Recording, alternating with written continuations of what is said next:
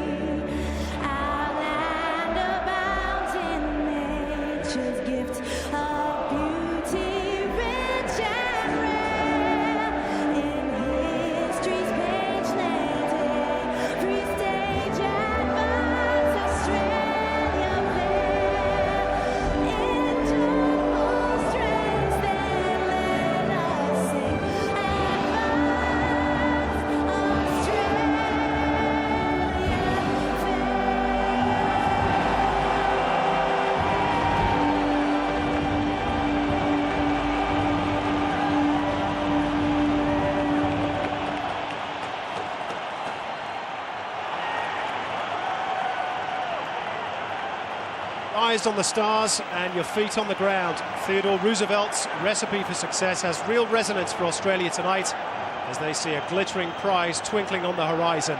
They are ready, they are prepared, they're willing, they're determined to end 31 years of pain. The only question remains is whether they're good enough. In 90 minutes or perhaps a little longer, we shall know. Well, Husserdink has gone for a team that has goals in mind this evening. Tim Cahill and Marco Bresciano start. Harry Kewell and Archie Thompson are the men to drop out. It's reasonably the same 3-4-3 shape that Hiddink started with on Saturday. Tim Cahill playing at the head of the diamond. Vinnie Grella at the base, no doubt to keep an eye on the danger man Recoba. Emerton and Chipperfield will be expected to get forward and get some balls into the box for the likes of Cahill and captain Mark Viduka. Kewell and Aloisi may be used, among others, off the bench. Craig Foster, is that the team that you would have picked if you were Guus Hiddink? I think so. The only surprise, we said, as Les said in the lead-up to this match, was maybe Harry Kewell. Whether that was a tactical switch or depended on his physical condition. To have 90 minutes, he hasn't done that for oh so long. We always knew Marco Bresciano was going to come in, and Timmy Cahill is another genuine match winner. Those two players, reasonably fresh, both of them, are going to be key. The two captains, Mark Viduka and Paulo Montero. Tonight's referee, of course, Luis Medina Cantalejo. Change from Spain. Uruguayans wanted a change, and as for the Uruguayan lineup, well, they've come with a slightly more circumspect approach, as you might expect on such a big event. In fact, it looks like they're pretty well matched up man for man with Australia. Guillermo Rodriguez and the returning Diego Lugano form a back three with Paulo Montero the captain. Gustavo Varela also returns after his ban. He and Mario Reguero providing the width, along with Diogo and Dario Rodriguez. Recoba, we think, will support Richard Morales up front. That side showing 4 changes from the first leg. Diego Perez in midfield was suffering with a muscular problem, possibly something to do with their long flight, which most of them, Craig, had to fly economy. Yeah, absolutely. They're certainly not pleased, the players. I hear from the Uruguayan players, they're pretty upset they had to come that way. In fact, it was the lanky Morales who felt it the most, sitting in economy for 20 hours, not being able to stretch his legs. Whether that's going to affect him in the match, time will tell. It certainly looks as though it is a defensive lineup. Recoba will sit just in behind there, and you'd expect those wing-backs to come back, maybe play a 5-4-1 at times. Recoba, as always, so very dangerous. Well, there's the first problem of the night for the referee. We need a new ball. It's a wonderful sight at Telstra Stadium. Who says this isn't a football country? As we look at the Uruguayan danger man, Alvaro Recoba. Vital in Australia. Keep tabs on him tonight, but it's a sea of green and gold. A few Uruguayan flags as well.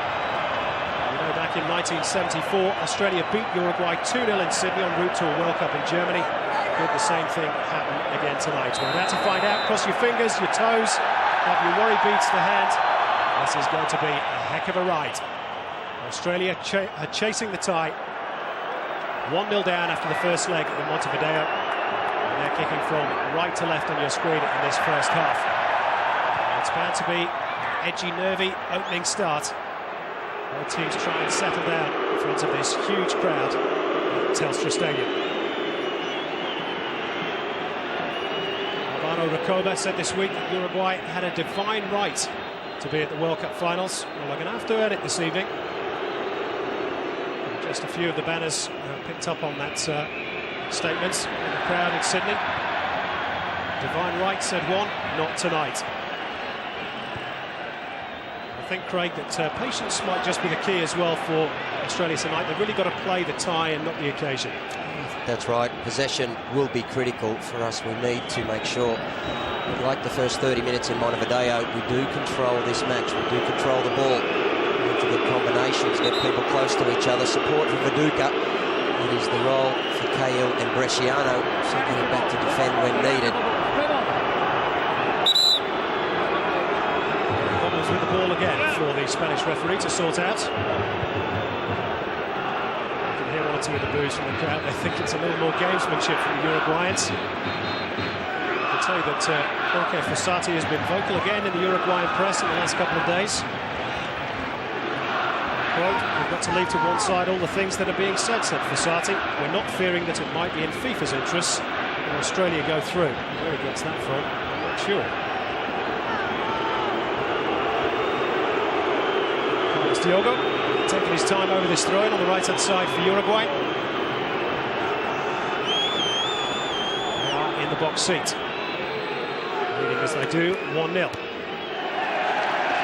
Scott Chipperfield getting early touch of the ball. Didn't he play well in Montevideo? And of course, he did give away the free kick that led to the only goal that separates the teams at the moment. The referee's coming across to the near side.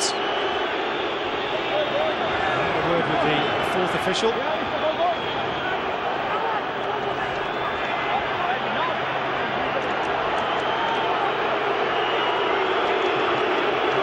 There's obviously some problem with balls that are being used. Well, they should use this one or that one. It's now all been sorted out by Luis Medina Cantaleo.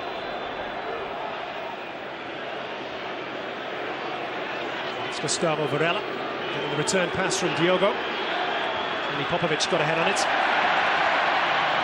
Chipperfield up to Viduka. Sgrella swinging the left boot.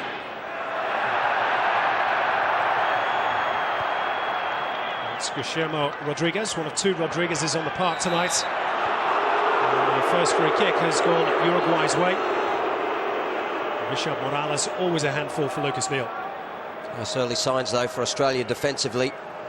Trying to make sure they put pressure on the first touch of the Uruguayans coming from behind, keep them going away from goal, as they did on that occasion. Recoba to deliver. Oh, and it bounced off Mark Schwarzer. Early scare for Australia. He is the danger from any sort of range. We saw that on Saturday night in Montevideo. It was a good 30-35 metres out there, but he can hit them from any sort of range. That's where he's so dangerous.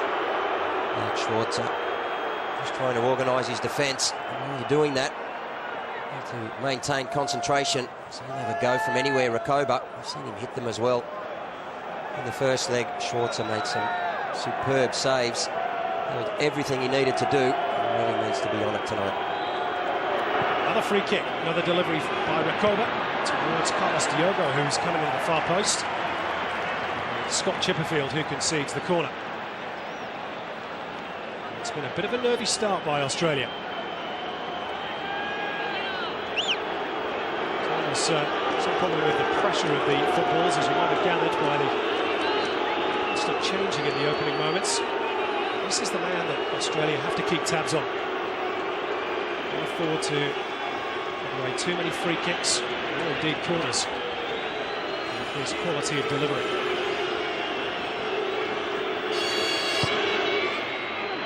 It's Morales who is the target.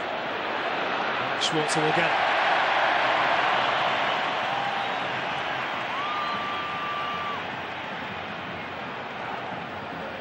Time to settle down now for Australia. Some good possession. Just take the time. Start to build up the play. Get some people on the ball. Settle the nerves. Won't do too much to settle the nerves for Vinny Grella. Slight misunderstanding with Lucas Neal. It's Pablo Garcia of Real Madrid, of course, with the headband. A little player for the Uruguayans in midfield. Here's Dario Rodriguez, the goal scorer in the first leg. Vidmar wins that contest. Now Jason Colina. It's good play from Colina. He's maintaining possession, nothing on. Now Brett Emerton scampering away, just too much pace on the ball from Tony Vidmar. Right idea though. That's the key. Playing with one up front now, Viduka. It's a pretty cautious start really. It's leaving Cahill in behind Viduka. When we do receive the ball, we need to attack with players, get numbers forward. I'm sure the likes of Everton and Chipperfield have been given licence to get forward, and that's good work by Mark Viduka. Has Cahill and Bresciano in support. Slips it to Cahill, flag was up far side.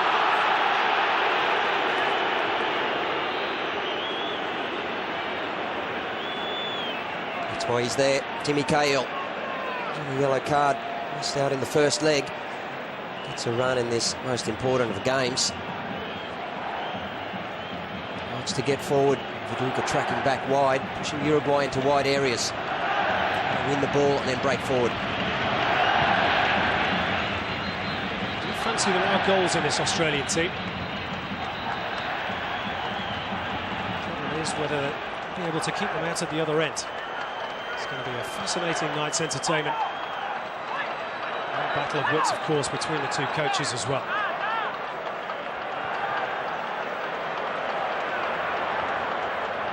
Neal, it's a nice stretch that for Jason Colina.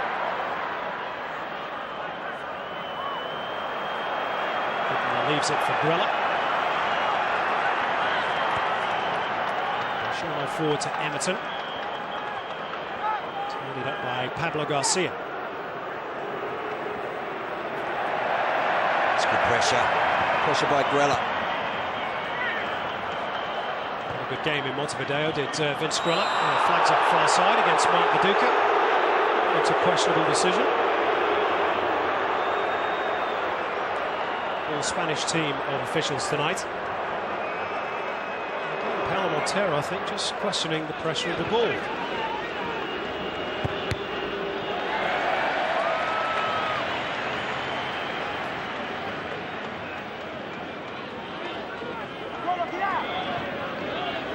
Here's Varela. Diogo. Side steps Chipperfield. Trenching challenge coming in from Vinny Grella. Last off Colina.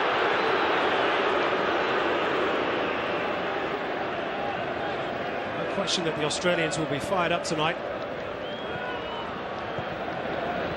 It's possibly one of the slight problems that Chris Hiddink has, to keep their concentration, keep their shape, which they did so well in Uruguay. Lugano. Varela in a tight spot. There's a foul by Chipperfield. It's good pressure though. The tackle wasn't the best. It's so critical when we lose the ball. Fasadi getting upset about the tackle, no doubt. This time more than anything, it's critical when they turn over possession. The nearest man puts pressure on Uruguayan player. Don't let them play forward. Can't send them sideways and backwards. Now Bresciano. Just going to touch off Diogo, that which deflected it into the path of the goalkeeper. Incidentally, Luis Medina Cantalejo just had a word with Jorge Fossati on this near side. They're encroaching out of the technical area. Kasper Larsson had to have the same conversation in Uruguay on Saturday.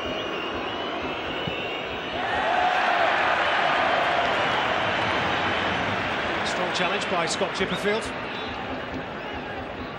Just letting him know that, letting Varela know that he's around.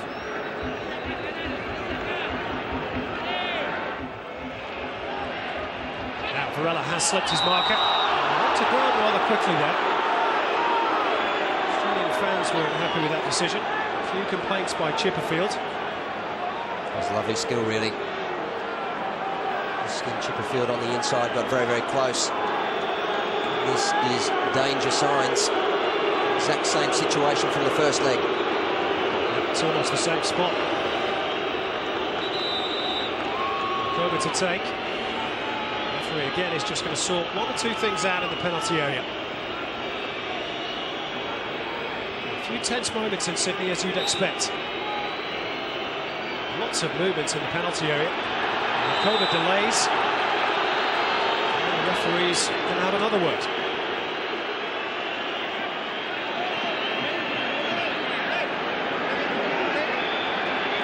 I've never seen an official so involved in a game in the opening 10 minutes, Craig. I don't think it's a bad thing. Simon is just asserting control here. Players jostling, shoving, hurt shirt pulling. You see Lugano, Tony Vidmar, he needs to step up there, which he tries to do. It's Kobe to deliver. Schwarzer would have known too much about that one. It's been deflected behind. Another Uruguayan corner. It's a great defensive header from Tony Popovic.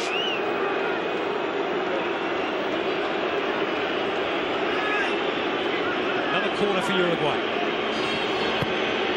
Again, lots of movement. Oh, and Schwarzer didn't get there. And it was Diego Lugano, I think, who got the header, or maybe even came off his shoulder. Flag had gone up in any case. Well, again, the ball was nothing short of world class. He put so much pace on it, spin, hits it flat, straight across the defenders. It's almost impossible for a keeper to come out. He knows if he makes that choice, ball can be past him in a fraction of an instant. They have so many big players arriving in the box. It really is a test. 12 minutes gone, it's goalless in Sydney. Andrew Orsatti is down on the touchline with a comment. Andrew? Yes, indeed. Simon, I have to tell you, it was right under our nose that moment ago when Diego Lugano tangled with Tony Vidmar. And I tell you what, it was almost like a rugby tackle between the two. Thank you, Andrew. Australia have a corner, their first of the game. 12 and a half minutes gone. Bresciano to take. Away in the near post by Montero. And Uruguay have dealt with that well. It's a better ball from Bresciano. He's our set-piece specialist. How much we'll need that tonight. Australia just need to settle down a bit here. That's a good ball. Popovic had stayed up for the corner. And a shot from long range from Tony Vidmar. Forcing the save out of Carrigan. He doesn't score often, and when he does, they're important goals. And with the ball set up for him, it was a very good defensive header, actually. We had a man getting around the back there. Could have been dangerous. Good strike on target. First real attacking intent for Australia. And again, they've conceded a free kick. There's been too many of these in the opening 13-14 minutes, Craig. If it continues, Eddie could be better off telling Lucas Neal, just allow Morales to win them in the air and let's take the runners, because we cannot afford to keep giving away free kicks in these positions. I need to tell you who's going to take it. Diogo on the volley. And obviously a training ground move. That one didn't quite come off for Carlos Diogo, who plays for Real Madrid, whose father also played for the Uruguayan national team. Approaching the quarter-hour mark, still goalless. Uruguay leading over the two legs. And you have to say, Craig, so far it's the visitors who've impressed them all. I think so. We've started fairly cautious This guy here, Vinny Grella, needs to get himself on the ball and start to dictate the play a little bit in the centre of midfield. He's doing a good job of spoiling. He needs to start to settle the side down from the centre as well. Lugano just slipped, and has been a wet day in Sydney. Crowds have relented as kick-off approached. There's just a bit of zip about the surface. Bresciano. Duka was on the stretch. Cahill won the header. Chipperfield goes down. Free kick. That's better play. A little bit lucky. Ball in from Bresciano into Viduka. He's had into his feet. Getting all around 30 yards out from the box. Cahill getting up, as we know he can. Chipperfield getting the second ball. We've got bodies there now. This is where we need to capitalise whenever we get down to the defensive Uruguayan third.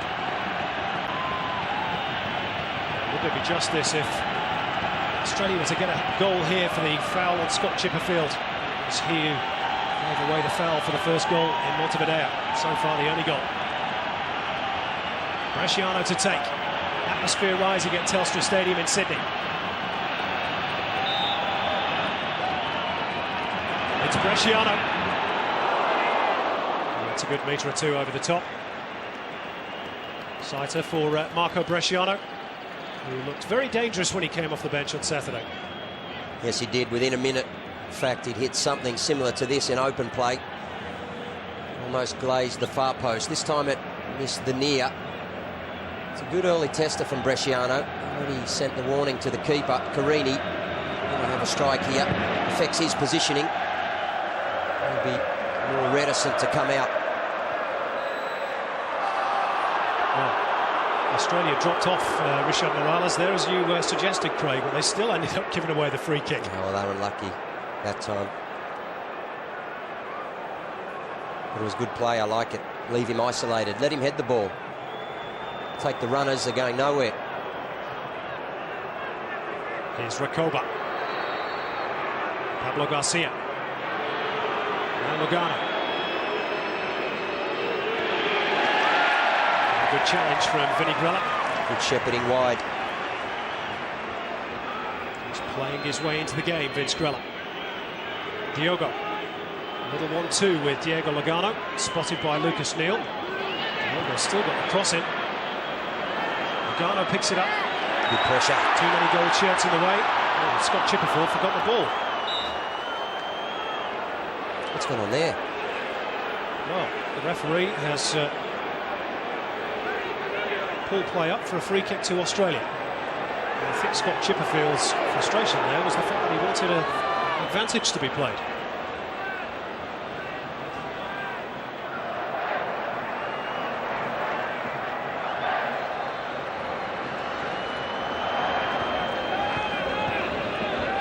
Tony Popovic. Very hard with his fitness over the last few weeks with Les Gillis and Anthony Crea. Though he's not been playing regularly for Crystal Palace through his various injury problems. Well as well in Montevideo. Viduka just leaning off. Here's a chance for Everton. Colina! Beaten away by Fabio Carini. Still in play? Still. No. Corner ball. That is good football. Good football, Tony Vidmar. Ball from the back to front, right into the feet of Mark Viduka. Oh, he loves it. Just holding off the player, putting people into play. Could have a strike there, unselfish. There's the corner. It's a deep one. It's too deep for Tony Vidmar. A few pleasantries between Vidmar and Guillermo Rodriguez as well. And you can hit them from there, Jason Colina. Good opportunity for him on his favoured right boot, just outside the box. Plenty of those in the Dutch First Division, but good play at the back, I like it. We're under pressure, out wide. Popovic turned back, went back to the keeper, switched the play. Now Recoba. Oh, he's nicked the ball away from Vidmar. It's Recoba! Oh. Could have scored and possibly should have scored, and maybe put the tie beyond Australia's reach, and Recoba knows it. Australia have got out of jail there, Craig. Yeah. Well, we need some luck. We always need luck in these big games. Tell you what, we haven't had a tremendous amount in the last 7 campaigns. Maybe we're due. Maybe that's a sign for Australia. I'll tell you what, on his left boot there, Rakoba, he's has to hit the target. Put the house on him hitting the target. You can breathe easy at home. For a moment at least. 90 minutes of this. It's going to be one of those nights. It's just what we can't afford. It's just what Uruguay wanted. They've been in the game, just in wide areas, having some possession. They allow us to come forward a little bit, and then when they break at speed. And Rakoba, such a danger. We played 20 minutes at Telstra Stadium in Sydney. 7 shots in the game so far. Australia have had their best chance through Jason Colina. Uruguay really should have taken the lead through Alvaro Rakoba.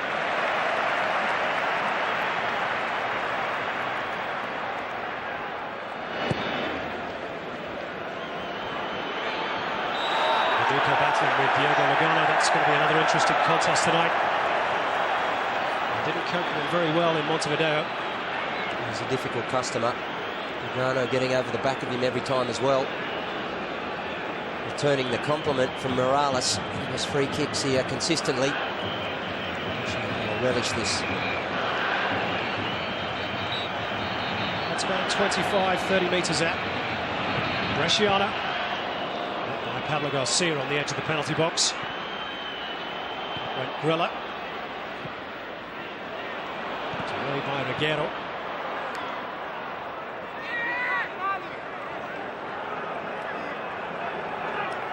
Into Uruguay. Twice former winners, of course, of the World Cup. As we look at the Australian bench, Chris Hiddick, ponderous mood.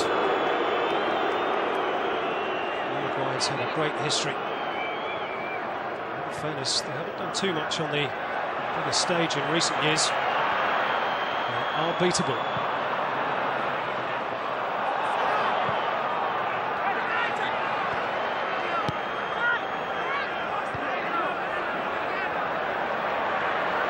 Here's Lucas Neal.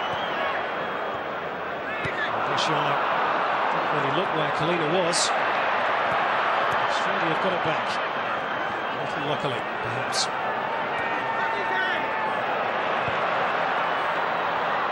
It's a stretch for Cahill. Did well. Trying to work it out towards Chipperfield. Intercepted though by Diogo. Morales. Pablo Garcia. Reguero is free on the left. To go right. Rakoba. Three gold shirts around him immediately. Now Dario Rodriguez. Reguero's touch.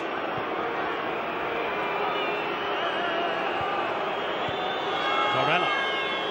Good possession football by Uruguay.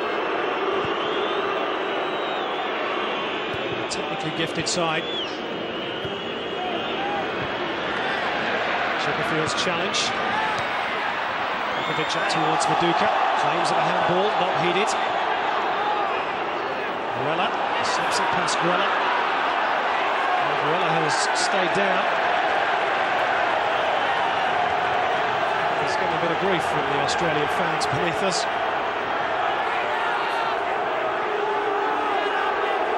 Plenty of possession for Uruguay. Australian shuffling across the park and back again. Switches of play. Don't be too concerned. It's just when they get here in these areas, sometimes get positive numbers. Scott Chipperfield's working very hard. At times he's got people running onto him. He's going to need some assistance.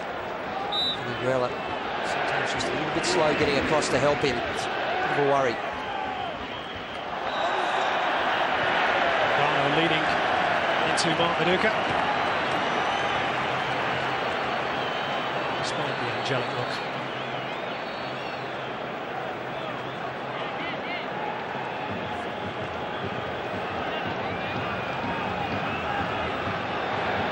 Now another free kick for Marco Bresciano to deliver. A lot of set pieces so far in this game for both teams. Australia make one count. Cahill was lurking on the far post. Good claim, though, by Fabian Carini. It's too easy. Oh, and a bit of afters, too. Now, Guillermo Rodriguez was the man who shot Cahill in the face there.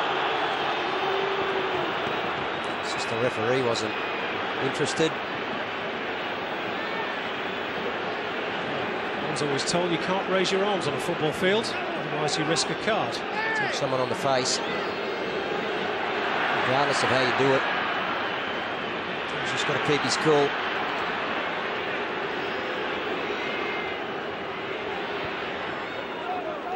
Here's Varela. Chipperfield just stuck the leg out. And here is that last incident, Craig. Oh, I'm sorry, but you can't do that. No, that's right. It's just the referee's right there. Referee's got to be closer to the action there. It's out of order on a football park. Trying to wind up Timmy Cahill. They've targeted him or not. I'm not sure Timmy needs to get above that. Mark Viduka, just whilst we were watching that replay, did have a word with the referee. Which is his right, I suppose, as the Australian captain.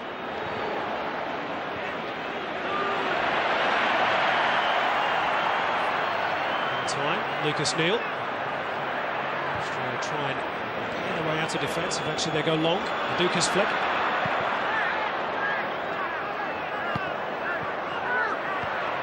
Chested down by Emerton. Now Kalina.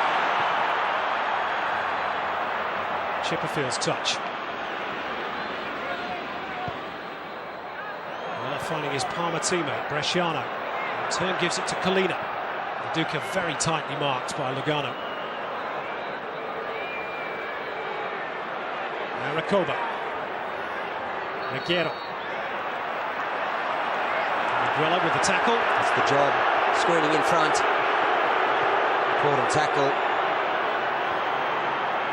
Again, Reguero has remained on the turf. Australian crowds particularly impressed by what they see perhaps as Uruguayan antics. Oh, and that was an arm across the face by Tony Popovic, and Popovic is going to get a yellow card for that. Now, to be fair, Craig, I think that's justified, but Australia will say there should have been a yellow card at the other end too. Oh, there's no doubt. It's two different incidents, so this is blatant. Defender, Uruguayan defenders, a little bit craftier. Instead of with his back to the referee. Back from Popper, well, he's just stepped across and clearly impeded the progress of Rakoba. And he gets an open play on the counter-attack, Jim. He's such a threat. And the Uruguayan bench always have plenty to say. There's Harry Kewell just going through some limbering up exercises. He may get to play his part later on. Rakoba's okay. Really, Tony Popovic can have no complaints about the yellow card.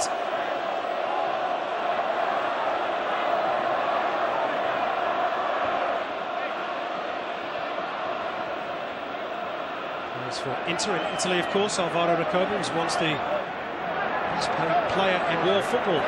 Doesn't play very often for Inter these days. War words between the referee and the fourth official and Jorge Fossati.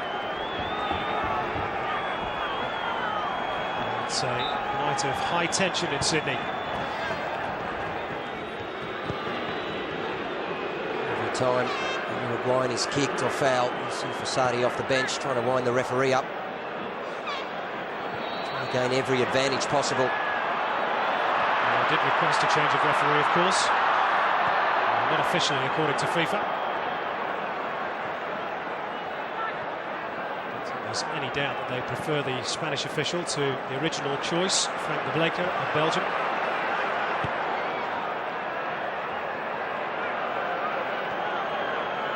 There's Vinny Grella. He's under pressure. Good ball for Bresciano. Out into Kalina.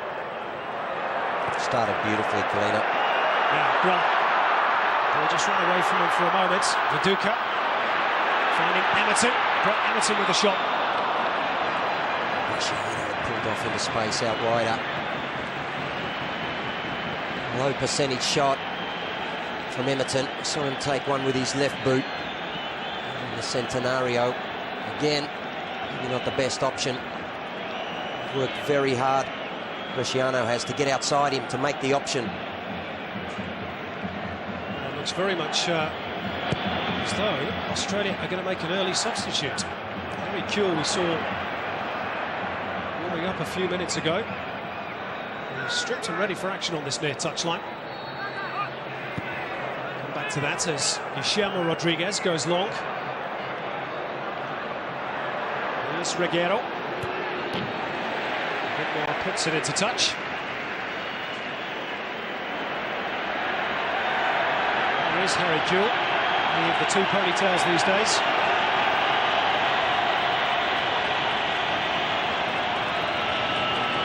He's just going to wait a moment or two before making his entrance.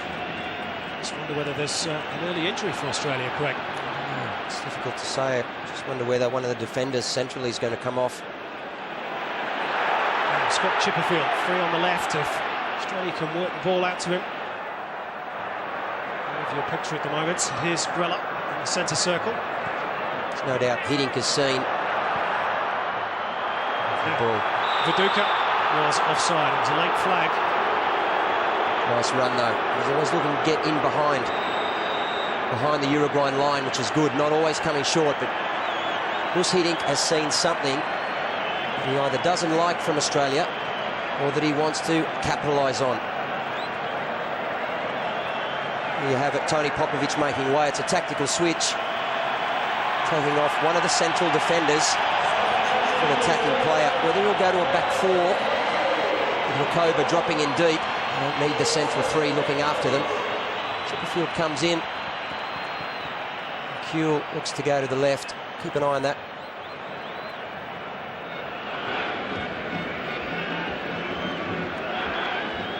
Certainly looks that way, Craig. It does. Only leaving one man up front is Uruguay. Rakoba in behind, only one at any stage. Hiddink would have known that. He wouldn't want to take the risk in the first 20 minutes. You see yourself into the game. Put your central three. Make sure safety first and adjust as the game goes on. Well, more words with the Uruguayan bench.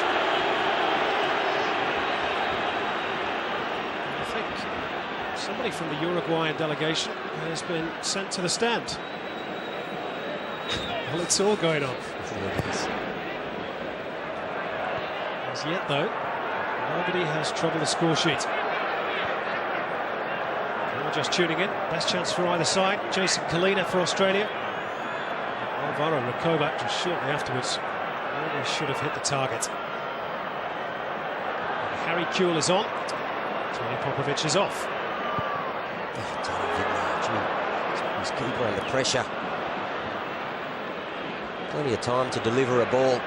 He's having a sterling match, Tony. He needs to roll it back to his right boot. Puts it on his left at pace. Sometimes. It's no doubt. It's as though we've gone to a back four here. He's pushing on a little bit. When we attack, we leave three at the back. Push one of the wide fullbacks forward. Didn't need that extra defender. There's one of those defenders, Lucas Neal. Good adjustment by Hiddink. That's what he's here for. There's a few coaches that read a game as well as Gus Hiddink. Here is Kuehl. His first touch. Chipperfield finding Cahill. Look how tight the space is. Here's Harry Kuehl. It's still there. And it's in! Still there! Australia have scored! Marco Bresciano! 33 minutes played and Telstra Stadium erupts. Australia are level. What a moment. And Harry Kuehl's involvement and impact is immediate. And it was brilliant. It's a brilliant tactical switch by Hiddink. Give the man some credit. 25 years coaching at the highest level. Read the game. Read the weakness, read what Australia needed. Needed number 10, H. Kuehl, Great introduction from Kuhl. Beautiful combination play. Getting numbers there. Good support. Kuhl coming inside. Lovely run. It's played together. Viduka at Leeds for years. Good understanding. Dream goal for Australia. What about that for a finish too by Marco Bresciano? Cool as you like.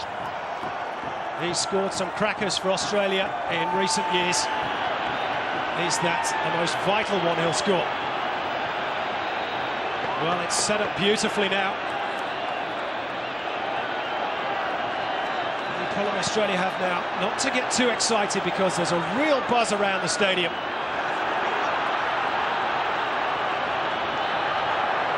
Just to maintain possession. Also want to keep going forward. Well, you've got it. Let's try and get another. Just keep positive numbers at the back. See when we're going forward now, we're keeping 3 men there. Chipperfield's tucking in. And Brett Emerton's going forward. Grella, no offside. The ball was just a bit too long from Vinnie Grella. The Australian tails are up, no question about that, thanks to that man's goal.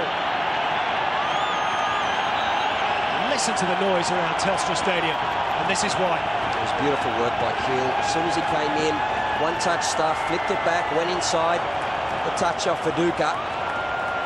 Took a shot.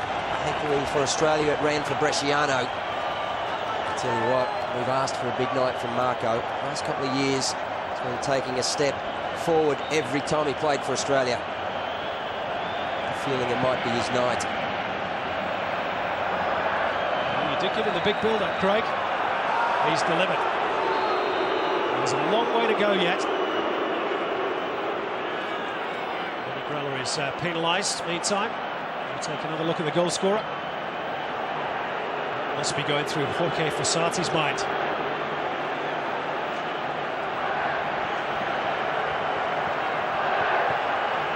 1-0 Australia on the night. All square over the 2 legs. And here's Montero with the free kick for Uruguay. Headed on by Morales. Here's Reguero. That was a foul by Mark Viduka. That was a striker's challenge. Big Dukes knows it. Sort of challenge frustrates coaches. 37 minutes gone. You've just gone up 1-0. You have your skipper and striker come back and put a challenge like that and allow Recoba on the ball for 7-8 minutes to half-time. Well, this is an important moment for Australia. So just moving Harry Kuhl to block that near post. It's Recoba with the delivery again. He's gone for the near post. This was the target. Good, I like it. He should do that more. When he gets the ball airborne, gets it in around between the penalty spot and the 6-yard box is where it's far more dangerous. And that is a great finish as well from Bresciano. He's got an eye for goal. Score in the Serie A. That's what they thought about it in Melbourne as well. Great stuff.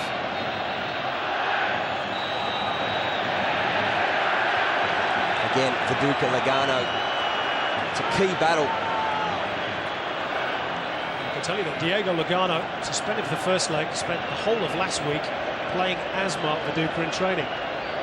His replacement, Diego Lopez. They've really found him difficult to deal with over the 2 legs. Carini has more work to do here. Free kick Australia.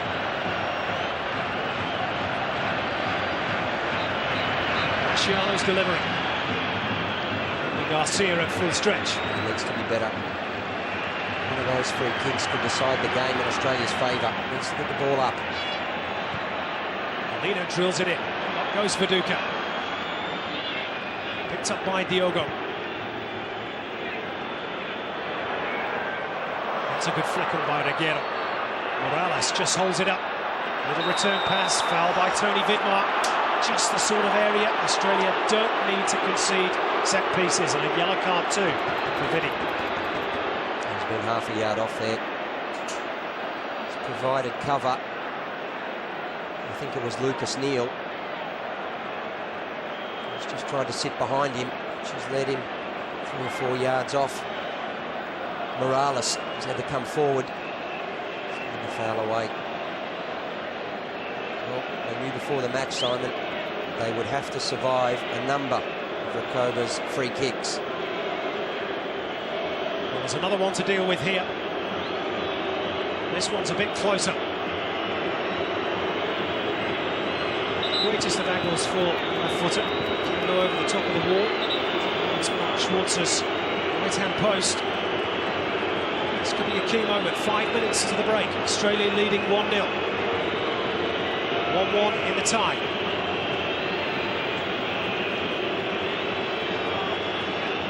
Australia will just edging forward. Referee trying to keep them in check.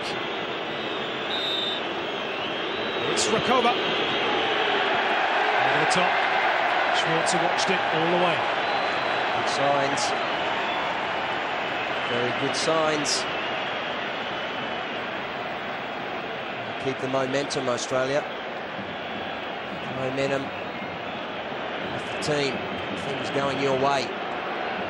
To turn. It's 2 free kicks now. Recoba has wasted.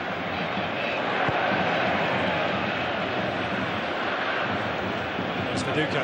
Ghana wins that little battle. Let's quickly nip down to the sideline. Andrew Orsatti. Andrew.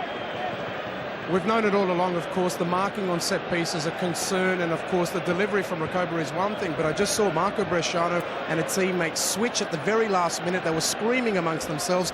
Neither really knew their job, and thankfully it came off for us. It went out. Thank you, Andrew. Here's Varela meantime. He's around to Grella. Bresciano loses it to Pablo Garcia. Morales with the header. It's a bit scrappy in the midfield. The benefit of the doubt has gone Uruguay's way. Pablo Garcia and Vinny Grella. A real tussle for the ball. Came off the chest of Lucas Neal.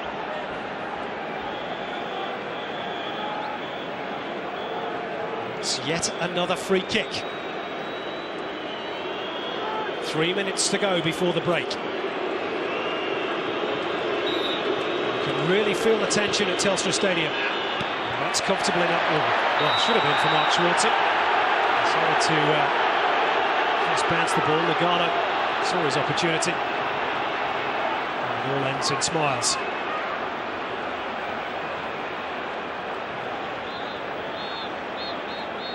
It's an easy enough catch for Schwarzer, but just the bounce gave Lugano half a thought of going in for the rebound.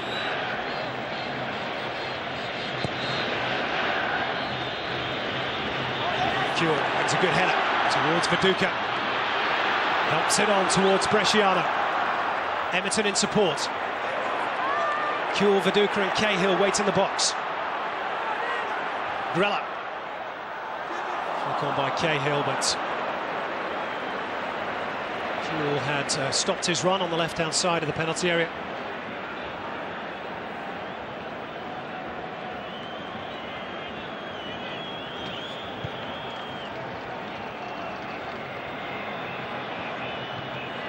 Morales' header, cleared by Lucas Neal.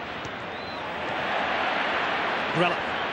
It's a good first half, just beyond Viduka. Kuhl tries to win it back and was rather late on Diego Lugano.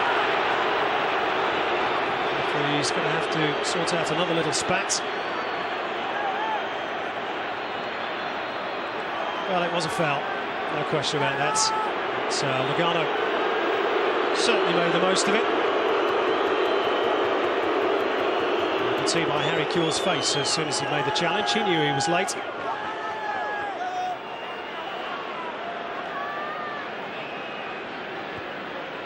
And surprise, surprise, Lugano's on his feet and okay. Rodriguez goes long. Came off Chipperfield. Can Diogo keep it in? He can. Checks back onto the left boot. And that's an Australian throw. Well played, Harry Kuhl.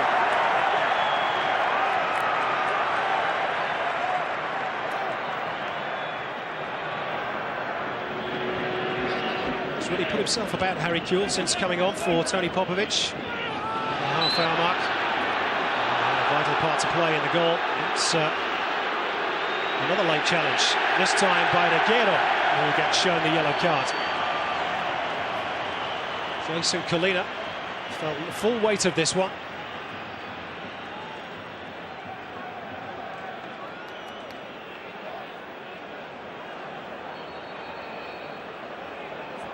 Reguero, who played in the games between these two nations 4 years ago. 8 other surviving members of the 2001 squad for Uruguay. There'll be 2 minutes additional time, incidentally, at the end of this opening period. Good news is that Jason Colina is okay, fit to resume. Duca goes down. Bresciano got the follow-up. Here is Emerton. Aguero tracked back well. He tries to launch a counter. Another free kick.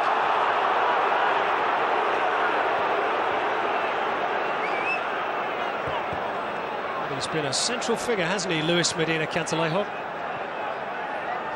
Everything from the pressure of the balls to sorting out problems on the Uruguayan bench. A few bookings as well. He's earned his match fee already.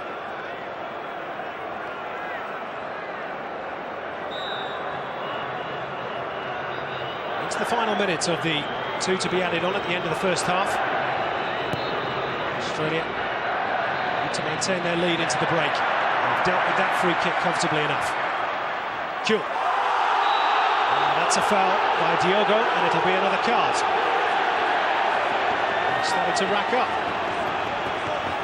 2 apiece. Just the switch of feet did the damage. Diogo joins Reguero in the referee's notebook.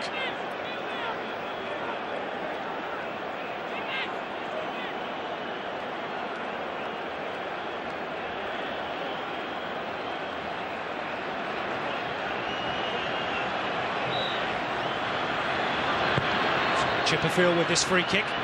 Great if Australia could get a second goal. Came off Emerton's head. There's Kuhl. Colina. And there is the half-time whistle. A very eventful first half. And it's the Australian fans who are on their feet at the break. Jason Colina had a good chance for Australia early on. Alvaro Recoba really should have scored, but that man did. And his 7th international goal means that on the tie, it's all square. But on the night, at the break, it's Australia leading Uruguay by a 1-0.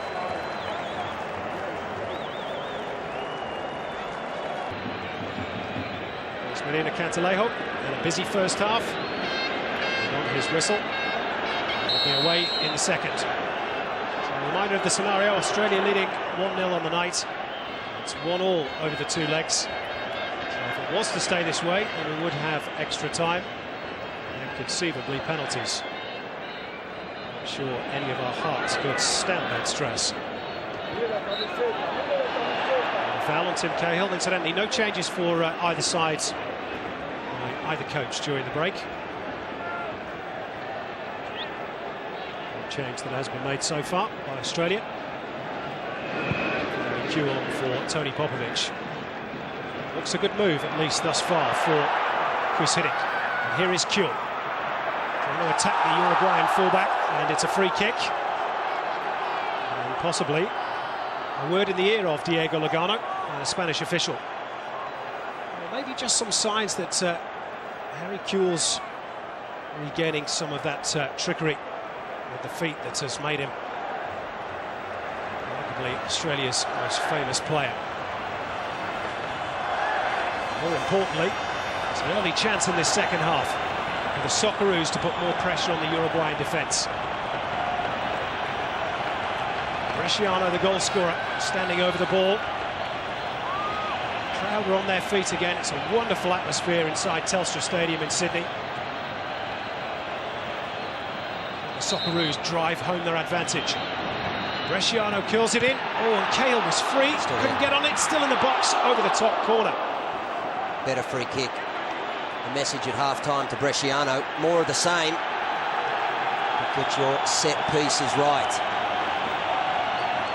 Bresciano just urging the crowd in that far side. Australian corner. Over the top of Brett Emerton. Good header by Lugano. In the air by Grilla. Trying to retrieve it for Australia. Mind by Guillermo Rodriguez. Lucas Neal just throwing the ball out of play.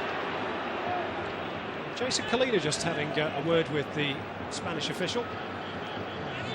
Protesting about the challenge on him, about bouncing ball. It was a poor defensive header from Grella. Came out, the clearance. Kalina under pressure. Emerton's tackle gives Uruguay their first corner of the second half. Pressure on the man, on the ball, whenever it's distributed to someone, is critical for Australia. Can't start to allow Uruguayan players to get time on the ball. Kova's getting some stick from the home fans, as you might expect. He's enjoying it. It's a mark of respect for a player. There's his delivery. It's a deep one. Oh, Lugano was free. And unfortunately, a foul had been committed on Tim Cahill.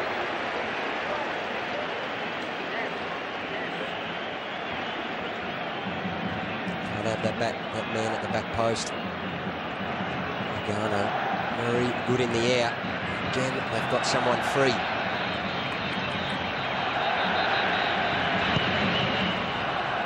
Well, Andrew Osati's got some news from the dressing room during the break. Andrew?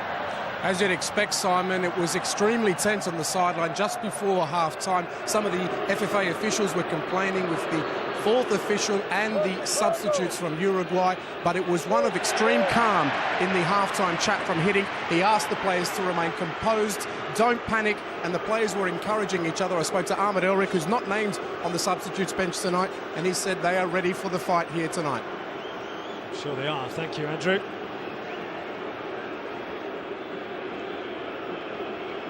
Guillermo Rodriguez, who's committed a series of fouls in this game. He's won the corner there for Uruguay. Schwarzer just urging that concentration, that focus. It's vital the Socceroos do not concede after having worked so hard to get their noses in front in this game. Kova's delivery, all free header, and over the top by Morales. You are joking. Well, the flag had gone up on the far side in any case, but well, please,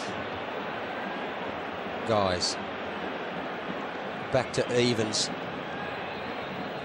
2 corners, 2 free headers, one at the back post, one on the 6-yard box. Can't happen. I just wonder, Craig, is this going to be Australia's night? Those years of pain down the years where things have gone against Australia. Back to the Iran game. Uruguay 4 years ago in Montevideo, when a great spell in the opening period of the second half in Montevideo. Maybe Lady Luck is about to smile on the Socceroos. Shouldn't tempt fate. Still a long way to go. Here's Kuhl. Decent delivery. And then he gets. Real concerns for us in defence. We saw in the first leg in Montevideo 2 or 3 occasions, one of them they scored from Uruguay. There was blue shirts free in the box and set pieces. Just can't happen. Talk was before the match, we're going to play with 3 zonal defenders and the rest picking up. Something's going wrong. Now here's Reguero. Trying to snap at his heels. Emerton's there as well. He wants to keep pace with him and does so. He's done well. He's done well. You could just tell that there's some frustration from the Uruguayan players. Trying to claim free kicks at every opportunity, although in fairness, Emerton did have hold of Reguero's shirt there. It's a good contest. Just starting to get in the ear of the Australians as well. I've noticed a few words to say to Lucas Neal. Wind up the Australians. Rodriguez. He was appealing. There's Lugano. Varela. Good move by the Uruguayans. Morales and Diego Lugano wait in the middle. Good tracking back. It's a goal kick. Brilliant stuff. Scotty Chipperfield stepped forward into midfield there. This time the challenge. It was a mistimed run coming out of the defensive line. Once he'd missed, the ball was into Morales. Boy wide for Uruguay was free. Needs to occupy that space. Chipperfield can only come forward. It's safe to do so. Thankfully, Harry Kuehl tracked back beautifully.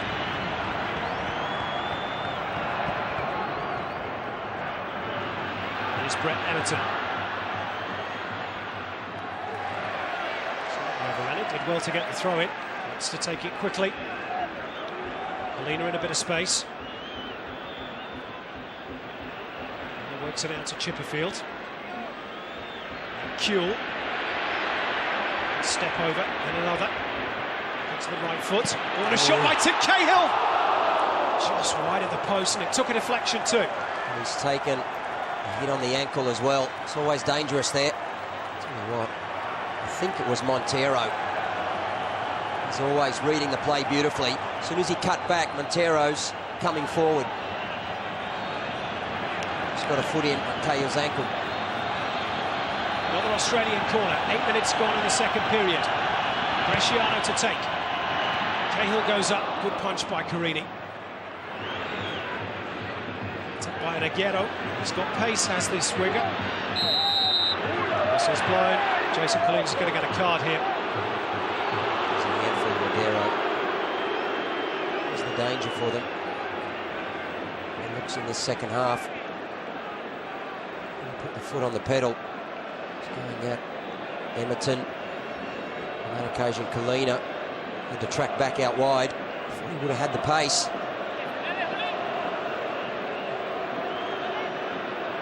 Third yellow card of the night for Australia. No second leg to worry about, of course, so not too concerned about going into the referee's book. More concerned. Kuehl's gone. He's given free kicks away. And he was free on the left, Harry Kuehl. Australia just couldn't work it out to that side. Aguero. Kova just trying to glance it in the direction of Morales. Got numbers there. Scott Chipperfield needs some help. Harry Kuehl, fantastic run on the counter. Ball came in to Viduka. Just see the challenge there. It's Morales. Chipperfield. Viduka laid it off for Cahill. If only he could have switched the play.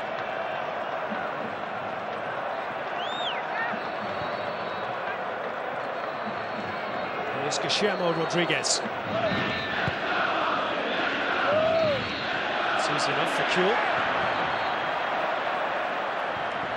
It's a different Harry Kuehl tonight. Loves that left side this week. He coached to take Australia to the World Cup. Rally Razic implored hitting. Employ him on that side. So far it's worked.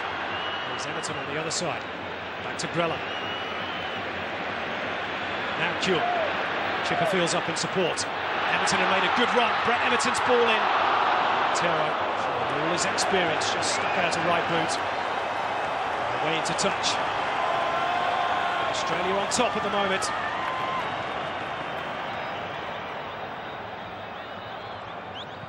Kuehl's on fire. They need to keep feeding in the ball. Kalina with a little dink in towards Viduka. Bresciano! Could have been, maybe should have been. It was pretty high for Marco Bresciano. It was pretty high for Mark Viduka. What did we say about feeding him the ball? Hiddings' message was, don't bring him into play too deep. It's where he's traditionally played, Mark Viduka. He's a lone striker, but coming too deep, under pressure, trying to hold the ball. And they maintain possession across midfield until he gets himself set. And let's get it into his feet, run off him. How's your nerves at home? Pretty fraught here, I can tell you.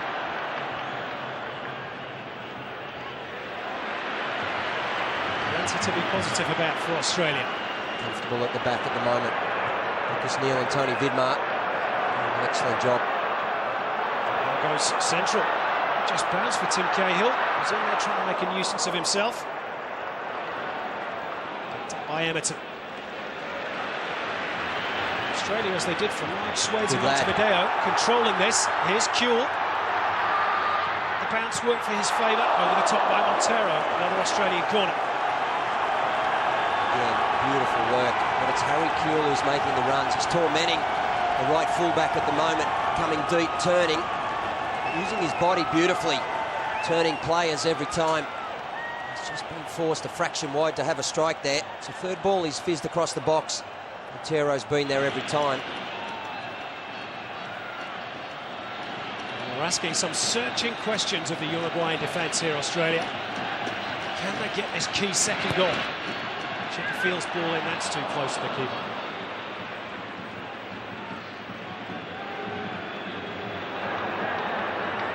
Now Varela, a bit of space for him on the right. Australia trying to close off the gaps. Because Neil comes across. Been outstanding. Cahill, only Viduka up in support. That's a big challenge by Diego Lugano. It'll be a throw-in. Good run again by Cahill. It's a difference. Once he brought Kuehl on, adjusted the system. When we start going forward, we've got people making runs into those wide areas, stretching the fullbacks. It's a bit short for Vinnie Grella. Marcus Neil having to track back a good 30-40 metres. Schwarzer. Flicked on by Kuehl. Montero was there. Good idea. For Bresciano. Good idea. Jason Kalina.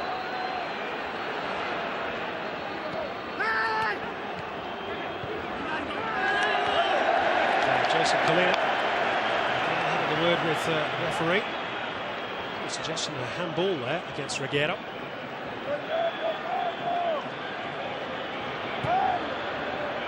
Beautiful. Slide with a pass, finding Cahill. Now Chipperfield. Australia trying to build up a head of steam again.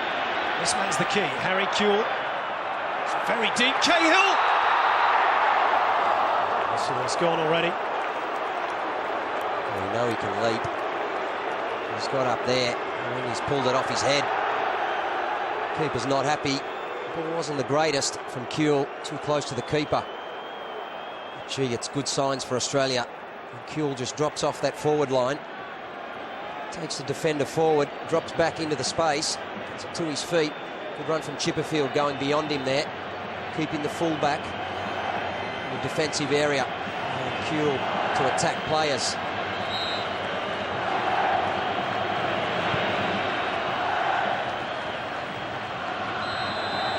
Reaching the hour mark at Telstra Stadium. Neil penalised. In fairness, he needs a step ladder to get above Richard Morales. Whether they fitted him in the economy seats, I'm not sure. Cahill wins that header. Bresciano runs after the ball. He's given Dario Rodriguez plenty to think about. Good pressure. Viduka busying himself as well. He's forcing them wide. Bresciano keeping the pressure on. They can go backwards and wide. Just only give them one option. Stuck out an important boot there. It's almost deflected into Rakova's path. Bresciano with a little dink over the top. Viduka was concerned about the offside flag. To track back. Past the hour mark in Sydney. 1-0 Australia on the night. All square on aggregate. Bresciano's pushing a long way forward. Going up and occupying the other centre half, Lugano. Montero's having to take Viduka. It's good signs for us. Allow them to be too comfortable at the back. Try and occupy their spare man. Gone out of play. Harry Kuehl. Well, if there are any question marks over his fitness, he's answered them tonight. He's been a different player. Looks a confident Kuehl of old. He's looking for pace. Montevideo. I'll tell you why. Proceedings got it right again, gave him the full 90 minutes. He's one of those who raised questions about it. He's put 90 minutes in his legs and he looks all the better for it, Kuehl. Australia are controlling this game at the moment. Marciano onside. Cahill makes his way into the middle. Just didn't arrive. It's picked up the loose ball by Reguero. Vidmar has to be careful with Recoba around. He's done well. Cahill. Marciano. It's his sort of range. Edge of the penalty area. Had to take it first time. Difficult one to keep down. Some good play from Cahill, brought into play. Good ball from Vidmar, but the key is here. The key for us in this game in the second half so far is here. It's Tony Vidmar. It's the two central. Lucas Neal staying. As soon as they start to come and try and get the ball into Morales or Recoba, brilliant job, Tony Vidmar, stepping forward, intercepting everything. First rule of defence is to cut off the supply, and so far they're doing it well. Pitch as well with Alex Colina. Everton and Chipperfield working the flanks. This man's done his job as well, Vinny Grella. Oh, he's grown since Kuehl came on. Adjusted. Here is Kuehl, trying to get to the byline. Another corner. Beautiful.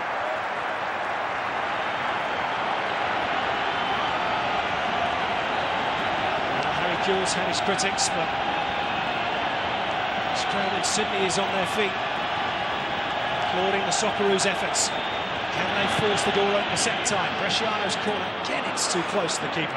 He's got to get that away from the keeper. Wouldn't be a bad idea, them switching around actually. Chipperfield taking it from that side and Bresciano from this. Get them out away from the keeper. Give us a chance.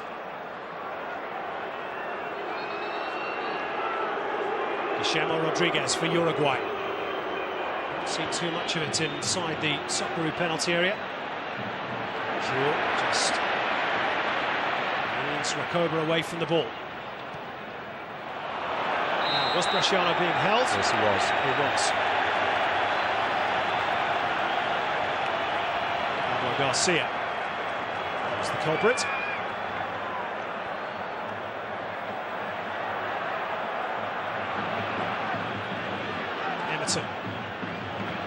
Cahill, the willing runner as ever. Cross came Guillermo Rodriguez. Everton's there to help out his teammate. He's turning blind, Cahill. See the second man coming in. The 2-on-1. He didn't get clattered there. Everton just muscle there by Reguero. Well done by Lucas Neal. Sets Australia on the offensive again. Grella through to Kuehl. Just couldn't quite find Viduka. Clearance by Diogo. Australia well in control, controlling the match, the tempo, the possession. And to look at trying to take more advantage. Another one in the back of the net. Shano's free in lots of space on the left-hand side, but Australia forced to the right. Emerton, much too much weight on that one. It's tense, it's tight. When he got the ball then, Fasadi was urging him to release it early. 2-on-3. Confirmation of the attendance tonight, 82,698. One of them will be leaving early, I can guarantee that. Now, Australia have cut down on the free kicks, conceded in the second half, but they have got one up here. It's for Recoba to get involved. It's been a bit quiet in the second half. Vidmar deals with that one. Cahill, 50-50 ball, won by Kuehl. No foul given. Good idea by Harry. Just flicking it over Lugano's leg. Been away there. Lugano suggesting that Kuehl took a dive there. Oh, stellar work from Tony Vidmar. had a good game tonight, Tony Vidmar. He too has his critics, but served his country well down the years.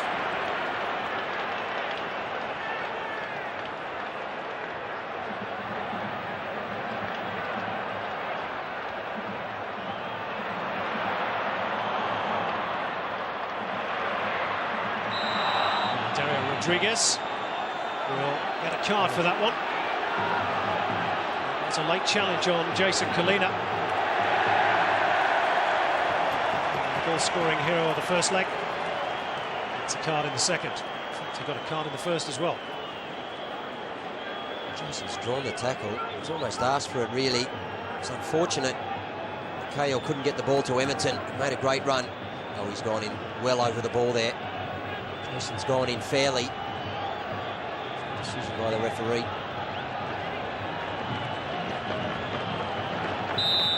Three yellows apiece. One goal apiece. In terms of the two legs. Oh. Lucas Neal took a knock there as well.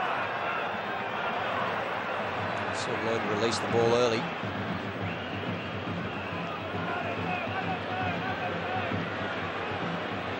Midway through the second period.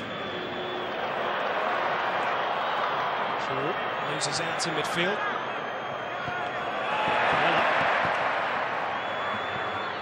And turned by Chipperfield. There's some chasing back to do now. Neal's clearance. And finds Diogo. Morales.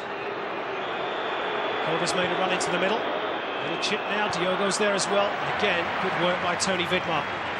Just staying on his line. And Vidmar to mop it up. See him on screen there. He's had a marvellous career. Still playing professionally in Holland. For Keep Sissa. Approach legend status. He's having a whale of a game. Now some defending to do here for the Socceroos. Must not concede. Emerson met him at the near post. Back to Rakova. Second bite of the cherry. Whipped it in with that cultured left boot, but Schwarzer was there. Tiring Rakova, you know. He's not had much of an impact in the second period, has he? He hasn't had that much time this season with Inter Milan.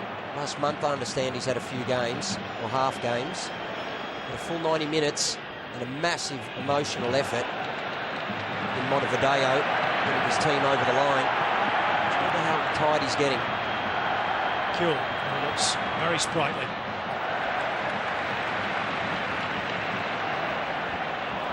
Best throw, though, has to be said. See Rakova again. He's falling over. I think his legs are starting to go. His delivery on the free kicks. Execution is suffering. Cahill. Trying to just weave his way past the defender. He's a bit too experienced for that. It's good pressure. Defending from the front. Easy possession, play out of defence. The pressure are higher up the park. See, we're playing in their half.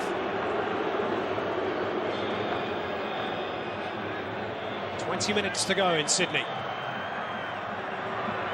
Australia trying to put to an end those of 7 previous failed campaigns.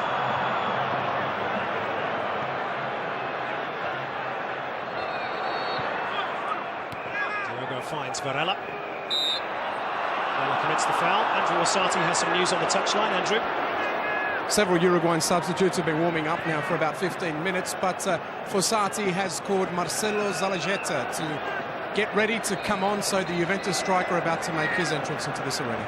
His timing is good. It's very good. They've been out of the game in the second half. Australia had the foot down. We've just started to take it off. Just starting to get a foothold in the second half. Jason Kalina having to track back. Now Lucas Neal under a bit of pressure. It's Chipperfield. Australia trying to play their way out of defence. Cahill. Well. They've done very well. Now Kalina goes long. Spotted him on from Viduka, just offside. It's good play. 4 or 5 passes out under pressure. Grella was key. the link man. Came into him, he played the ball forward, didn't go backwards. Uruguay trying to step onto us. First touch, turned. Good play from the central midfielder, relieved the pressure.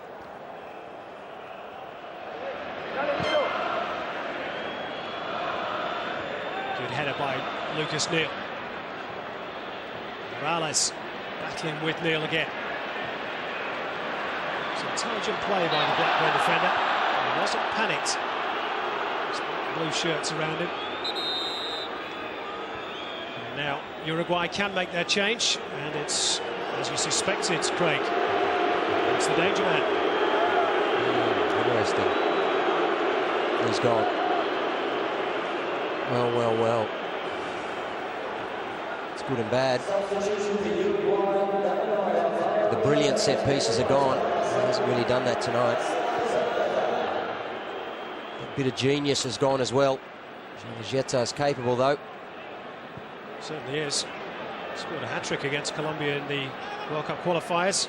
3-2 victory. Different type of player. He might push further forward as well. We might have to adjust again at the back.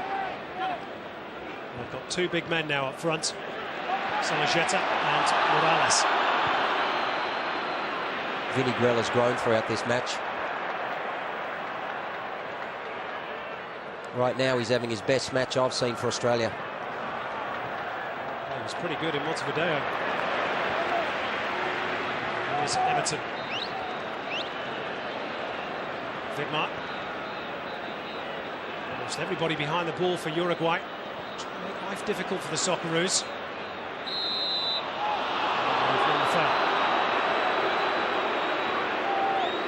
Well, the offender. Almost better off getting that ball in early. In behind for Kuhl or Viduka, keep forcing them back. Get a bit nervous when we start playing around in front of them. They're so expert at stepping forward, killing the move, getting possession back and breaking out. Free kick duties now with Paulo Montero. Following the departure of Recoba. Varela, he's clattered into there. Referee's allowed play to go on. Harry Kuhl. Socceroos went down. Australian heart in their mouth there. Harry Kuhl's made a magnificent tackle. Australia on the counter. Viduka. Everton and Cahill joining in support in the penalty area. Intelligent pass finding Colina. It's good play by the Socceroos. They've been able to retain possession. Pass cross though from Kuhl. It's got to stop. It's no good lifting him into the far post. Carini's too good coming off his line. He's got to get him in around the near post, whipping in. Get the ball down and play off Viduka again. Play your 1-2s. Looks to me as well as though Harry Kuhl's starting to tire. He too hasn't had a lot of football. It's been a great contribution in this game, that's for sure. A lot of involvement in the goal as well. A lot of food for thought for hitting. How to adjust to this substitution. Also how to get back in the ascendancy in this game. Cahill went to ground and referee's going to show Pablo Garcia the yellow card. He's been lucky to escape it twice in the last 5 minutes actually. Hit Cahill once and Bresciano once from behind. Third time unlucky. Can the Socceroos get lucky from this free kick? We're into the final quarter of an hour of normal time. It goes on at 1-0. Extra time will loom. Bresciano's delivery. Viduka goes down. Half-hearted appeals for a penalty. Bresciano wins it back. Now Kuhl. Harry Kuhl. Worth a strike. Worth a strike. Viduka backing in to Lugano in the box. Climbing over the top of Viduka. We've seen them given higher up the park. It's a big call though in the box. Very often will wave on. And he would have given it further away from goal. I think Hussein might just be thinking about possible change. I think he the is. likes of Aloisi. I think he is. Legs starting to tire. Uruguay not creating anything. It's Kuhl. And by Cahill. Just eluded Viduka. Montero was back. Vidmar's done well. Hill sweeps it out to Chipperfield. It's concentration from here as the legs start to go. Kuhl. Metre or two of space. Bresciano's wide left. Cahill with a header. Just didn't quite get hold of it. No. If you're going to have one player arriving in the box for a ball on his head, he's free too. Notwithstanding that it's a diving header, a man who lives and dies on his ability to head the ball with late runs into the box, he's probably the one.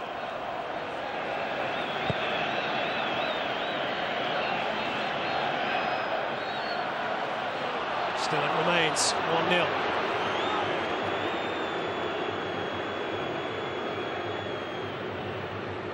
Another free kick, Uruguay. Taken short. Chemo Rodriguez charged down well by Cahill. He's worked ever so hard tonight, Tim Cahill. Australia getting out very quickly. Yeah. Looks as though Alan Montero just have pulled a muscle there. Tweaked a hamstring. He pulled up as soon as he got to the ball. That's a real worry for Jorge Fossati. Tom Montero brought a groin injury into the game. He's had a couple of months. They've been nursing it along.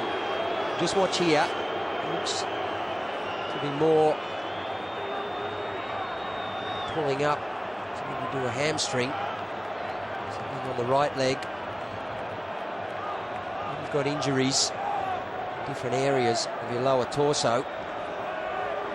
Can affect in different ways. He certainly didn't come in 100% fit. Well, he's 34 years of age. We shouldn't forget that now, Paolo Montero. He's one of the legendary defenders of world football. It's gone. He's off. Mark Viduka talking to his troops. Well, I think we can get some information on the substitution that's about to take place. Andrew Fossati. Yes, Fossati has called for Alejandro Lago, so it looks like he'll be coming on. We shall wait and see. Thank you, Andrew. Uruguay just momentarily down to 10 men. They get Lago ready. This is where the battle is off the pitch as much as on. Hus Hiddink and Fossati looking at the watch. 11 minutes to go. Any substitution you make now will leave you one less if it goes to extra time. So far, Hiddink has 2 up his sleeve. Chipperfield. He's had a free kick called against him for the challenge on Varela. He's also got to be starting to think, who are my number 1 penalty takers? I know it's early. These are all the things that go through the mind. Someone like Hiddink, if I take him off now, that's where Montero could be a key loss for Uruguay. We've got a free kick here. Pablo Garcia. That's easy enough for Schwarzer. There's the difference on the dead balls without Recoba.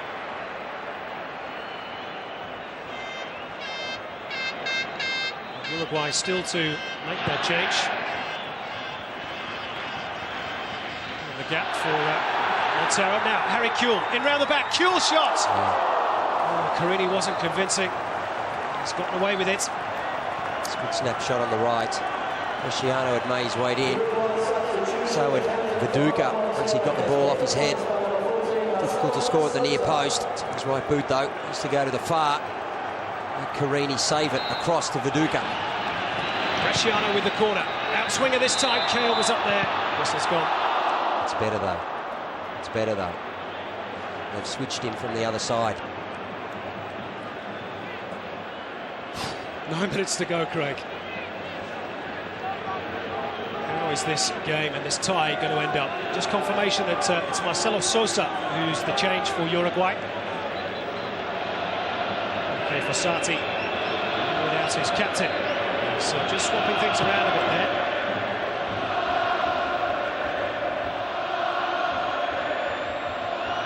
He did call for Lago first, as Andrew Fossati suggested, but he changed his mind. Marcelo Sosa is the replacement. As Vinigrella clears his lines.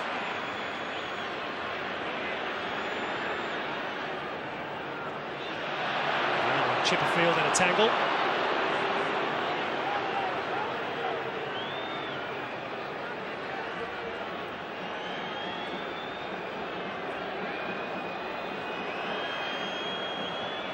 Viduka. Cahill's header. Again. Goes to ground and looks hopefully at the referee. At the time the whistle wasn't forthcoming. Well, Lucas has done brilliantly. He had to. 8 minutes to go. What you don't need is short passes inviting pressure in a defensive third. He's had a terrific game, Lucas. Oh, he's been brilliant.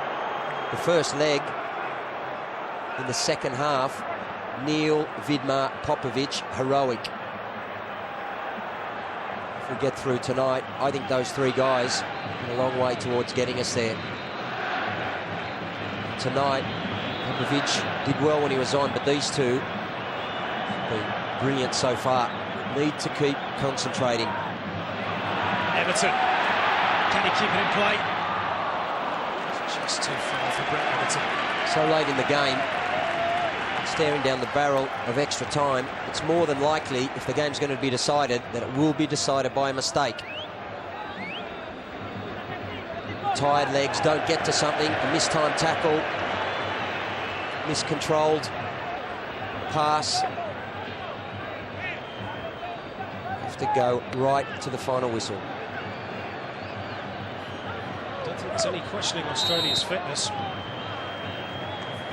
Been as keen in the 84th minute as they were in the first. That was epitomised by Brett Everton just a few seconds ago. This is where you need the crowd now, willing the guys on. You need 82,000 voices in unison getting them over the line. I've heeded your call, Craig.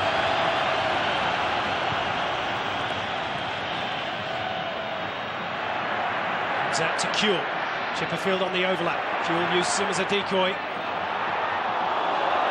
Now it's come behind and it will be a corner. Well, there was one or two half-hearted appeals for a handball there, maybe not so half-hearted in terms of Harry Kuehl.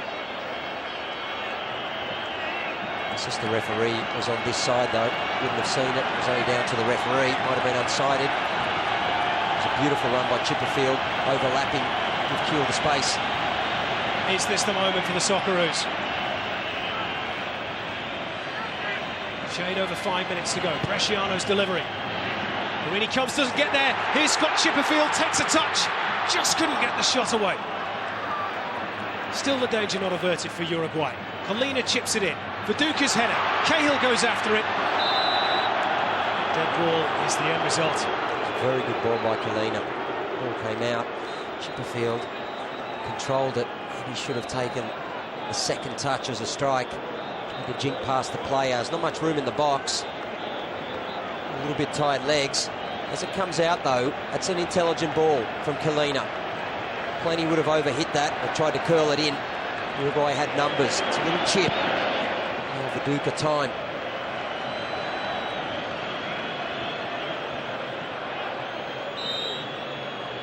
Whistle's gone again.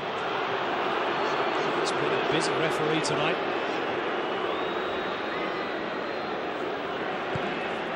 Pablo Garcia. Well spotted by Harry Kuehl, that ball. Now, can Australian profit? Plenty back though for Uruguay in fairness. And that's a foul and a free kick. It's part of Kuehl. Harry needs to stay away. Just get away from him, it's done. This will tell us more. Was not a bad challenge actually from Lugano. He managed to get his body away from Kuehl. Kuehl started to go down before the contact was there. I've got to say, it was the right decision. It wasn't the right one from Harry to go. You saw tired legs there. Timmy Cahill's worked himself to a standstill. Harry Kuehl on the break. In the last 4 minutes of a World Cup qualifier, both Viduka and Cahill looked a bit tired.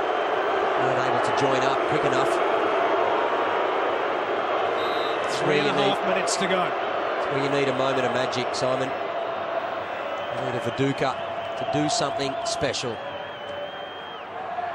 It's going to take something special to win this tie in normal time. Up and under. Jules happy to let it bounce out of play. Do the Socceroos have what it takes to edge out a very sturdy and robust opponent? They've been well ahead on points in this game. Well spotted the run of Everton. Now Reguero. This comes Kale to double up. Free kick's gone Australia's way. Right. Body across the ball.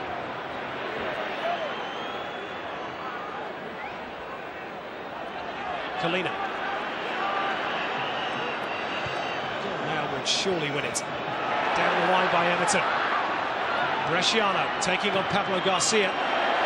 Corner. Beautiful run, Bresciano. Surely a corner. Oh, I don't know how that works. Well, if there is one person in the ground, apart from the referee, who doesn't think that's a corner, I'd be very, very surprised. It's okay. Some go your way, some don't.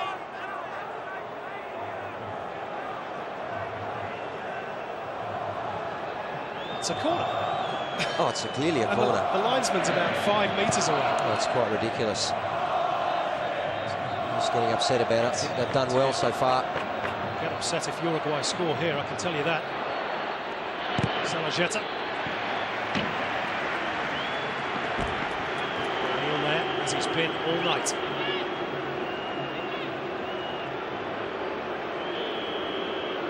Less than 90 seconds of normal time. Now stand firm, Socceroos. Keep your focus. Numbers back. Just need no foul. Well, Chipperfield's clearance. Another foul given. This time Viduka is penalised. So strong with the goal. You can see what the Australian bench thought about that. 44 fouls, our stat count says. Let's go. Tie. 6 yellow cards. Must defend it. Will be a final chance for either team in the normal 90 minutes. This would be too cruel after the Socceroos' performance tonight. Salajeta. Trying to slip away from a combination of Everton and Kale. Did well. Delivery wasn't great, thankfully for Australia. Everton did well.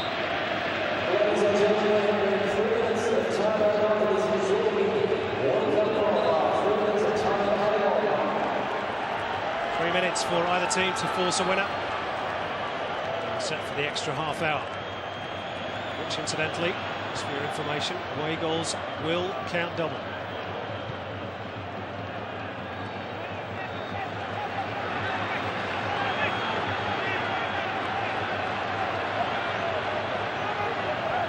It's tense on the benches. It's tense everywhere inside the stadium.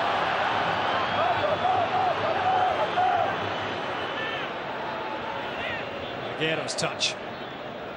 Salajeta into the path of Morales. Out of play.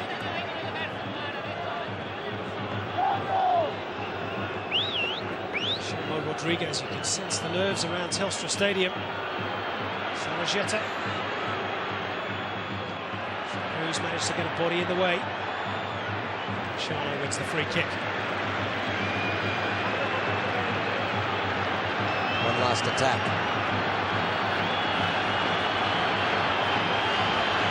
Would be wonderful if the Socceroos could get the job done in normal time. You want to get it down, keep it down, their defensive third. Get 1 or 2 strikes before the final whistle. Back back into the danger zone by Grella. You must keep it here. Now, Salajeta. Eminent's got to help him. Fresh legs off the bench. First comes Neil. Still Salajeta. Reguero. Which is a huge up and under.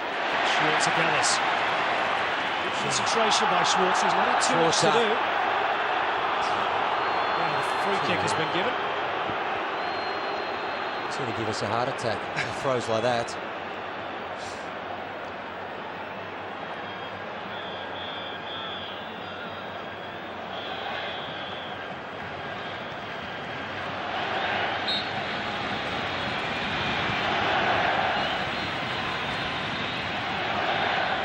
Time left for one more Socceroos attack. It's going to be now 30 seconds left of the 3 minutes. Kuehl on the turn. Miscontrol. Neil goes route one, looking for Viduka. Carini claims. Get you one go. You have to close up shop now. Well, there it is. The final whistle. Australia have won on the night by 1-0, but it's all square on aggregate. So we're going to be in extra time, extra half hour, and then, if necessary, penalties. Greg, your thoughts on the 90 minutes? Outstanding second half for Australia. Certainly the first 30 of it anyway. Really controlled the match. That was the key beforehand. They're at home. Got the goal that they needed. Second half was all about still being patient. They really controlled it well. Minimised Uruguay to some set pieces, not many chances. I can't remember Schwarzer having a real save of class to make in the second half. Outstanding performance. Unfortunately couldn't get that second goal. And again, I don't think they'll be too disappointed. They would have thought, they would have planned for this beforehand. I think he'll know what he wants to achieve. Okay, so a reminder, full time in the second leg. Australia 1, Uruguay 0. It's 1-1 in terms of the tie, so we'll have half hour of extra time. Well, I'm sure Husidink has had his say during the brief recess. I suppose we should say, Fozzie, that it's not only Montero and Recoba, but Forlan that's missing as well. And really, Uruguay are down to the bare bones. And we should also remember they've never scored in Australia. So the omens really are all with the Socceroos. Yeah, I don't want to talk about it. I don't want to jinx us. It's gone extremely well for Australia. I think Hidding's tactical plan over both legs has worked to a T. They looked good. Just before they went out, they formed a huddle. All of the support staff, everyone, with Hus Hiddink at the centre, talking to the players. I like the look of them. Quick comment from Andrew Orsatti down on the touchline. Andrew? Well, all eyes are on the match, of course, but I can tell you I've been watching the Uruguayan bench very closely, and Paulo Montero, more than anyone else, is really inconsolable since he's gone off. He's been banging the bench with his fist. He is very frustrated, as you can understand at the moment. And I tell you what, the body language is not good at all from the bench. Thank you, Andrew. Here we go. First period of extra time. 15 minutes each way. No golden goal. Away goals would count double. Australia have dominated plenty of games in world football. Copped a sucker punch. The difference is we've got the tactical plan. Make sure that doesn't happen tonight. This last 30 minutes, Simon, it's not about tactics, it's about belief. It's about belief in the shirt, belief in what you're trying to achieve. To me, it looks as though this bunch of players have got it. Certainly all hope so. They've got some defending to do here at the start of this first period of extra time. The crowd needs to lift Australia as well, because there's some tired legs out there, not just on the Uruguayan team. They need to play their part. Dario Rodriguez launches a huge bomb into the Australian area. Mark Schwarzer, safe pair of hands. Now here's Brett Emerton. A phenomenal amount of work on that right-hand side. Throws it towards Viduka. Beautifully controlled. Cahill, there's nobody in the box for Australia at the moment. One corner. Really slow to get there to the wide area. The Uruguayan's gone down. it's a touch of cramp, or he just picks up a slight knock. It's Dario Rodriguez. He's back up on his feet. Fasati can't afford any more injuries. Corner Australia. Everybody on their feet at Telstra Stadium. Bresciano's delivering at the best. Here comes to try and meet the header. Here's Grella. Duca.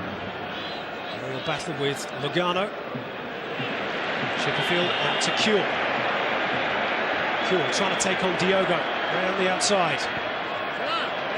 It's a tough ask. He's a very good fullback, plays for Real Madrid, no less. I just get the sense Harry Kuhl is going to have a big say in the outcome of this football match. In that second half, he had 2 or 3 times he was running with the ball forward in open play. Once or twice, almost got him behind them. If he gets that chance against a tired defence, extra time, I think he might settle it. Australian fans trying to get behind the team. Free kick, Uruguay, meantime. Rodriguez, Derek version that is. Taking it short, thought better of it. Goes Salajeta, dip in the header, no power on it. Thank you very much, says Schwarzer. 2 Australians jumping for the ball. Don't need that. And snuck around the back. And 1 man in the air. Someone tracking the runner. Grella. Cahill intelligently finding Emerton. Nowhere to go though.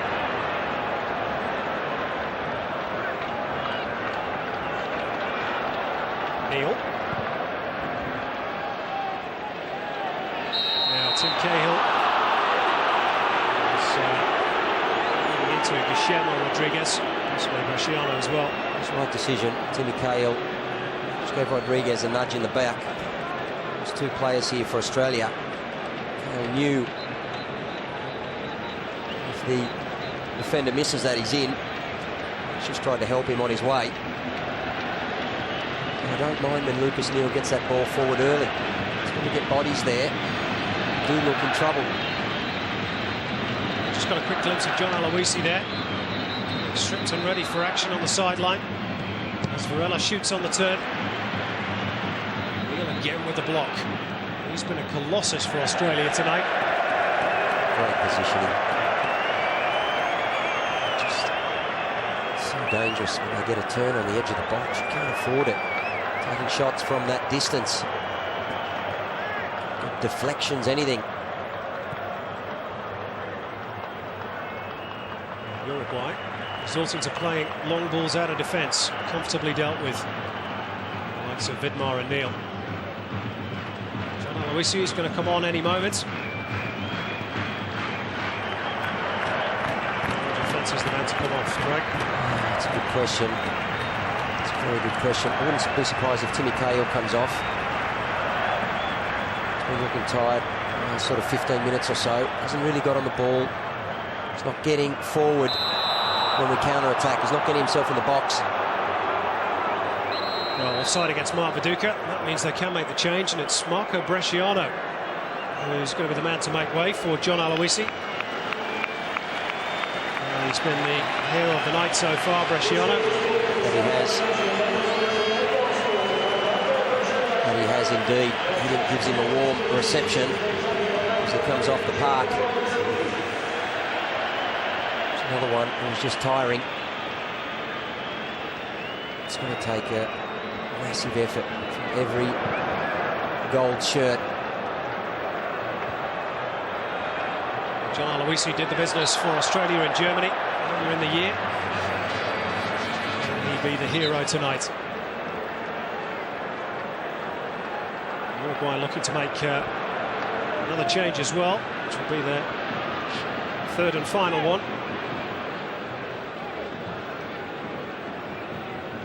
Looks like it's the flying winger, Fabian Stoyanov. Meantime, here's Pablo Garcia. Guillermo Rodriguez. Salajeta.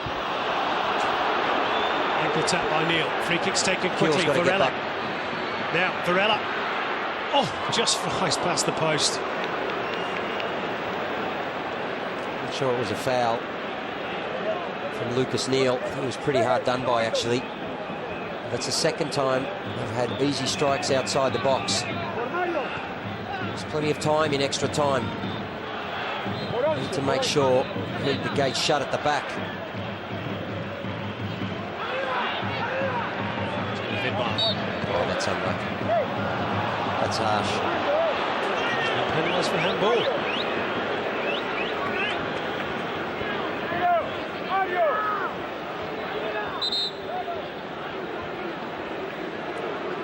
Uruguay about to make their third and final change.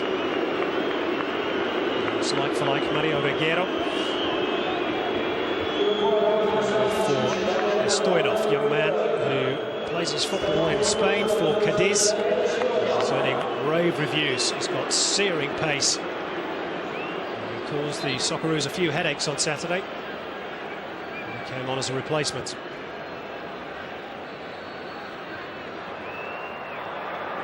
Here's his first touch. Fabian Stoyanov. He will just get everything in the box. And behind Kuhl. Saying Simon, they bring him on now. Salajeta and Morales up front. And they will be getting as many balls in the box to those two big men as they possibly can the remainder of this match.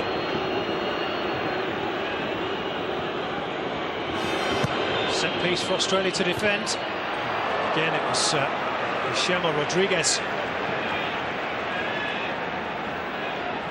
Got a clean header in, just couldn't keep it down. These are nervous moments for the Socceroos. Just lost control at the moment. Uruguay, a couple of fresh legs.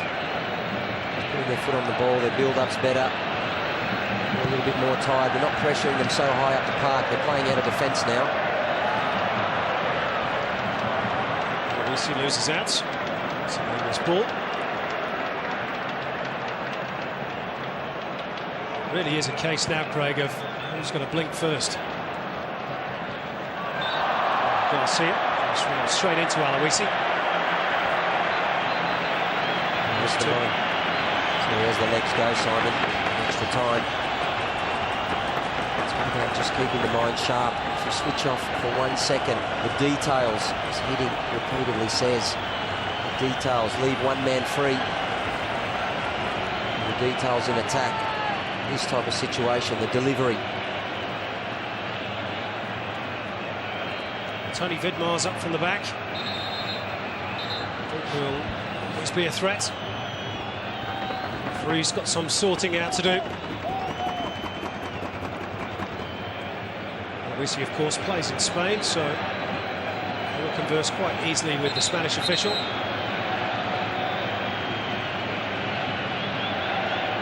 Cantaleo wants a word with the two captains, I think.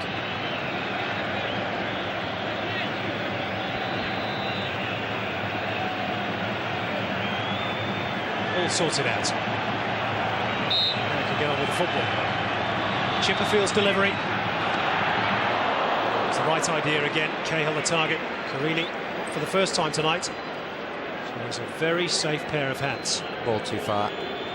Left boot curling in towards the keeper. Too much height. Too much height there for Grella. Now this is a real chance for Uruguay.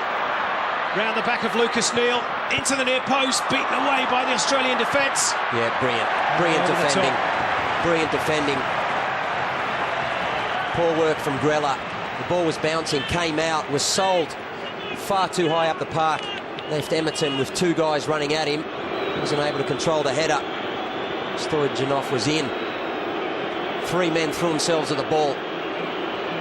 Another corner to defend for the Socceroos. Away by Vidmar. Retrieved by Pablo Garcia. Thump clear by Mark Viduka. Socceroos living on their nerves at the moment. Ball again won by Uruguay, but Schwarzer says, I'll have that. And that's a good delivery out to Kuhl. Viduka and Aloisi up ahead. How much has Kuhl got left in the tank? 3 blue shirts alongside him, and 3 was more than enough. His first time, and Kuhl's done ever so well. He has done. He has done. He's fighting, Harry Kuhl. He's fighting. The crowd on the far side are giving it some as well. They're hugely involved in this game. Every time a player gives something extra, it means something. Teammates build on it. Here's Grella. Squares it for Emerton. Emerton thought about the shot. He did have a shot. Long way off target by Brett Emerton. First touch let him down. It's too close to his feet. You take 2 steps onto this, look. He's only got half a step. Can't swing the leg. I like the attitude of Harry Kuhl. Every player has to give more than they've got. Lucas Neal fell a bit awkwardly there. He's going to need a bit of treatment. It wasn't so much the challenge, but it's the way Lucas Neal fell. Small on the back job.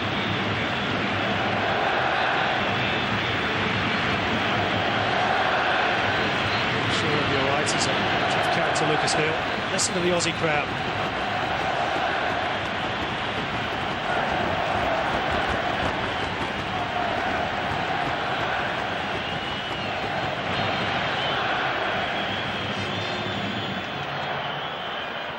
On by Viduka.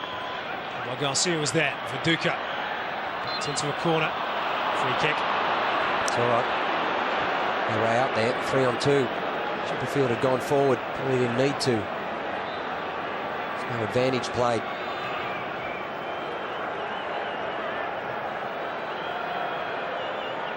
.54 fouls in the game now.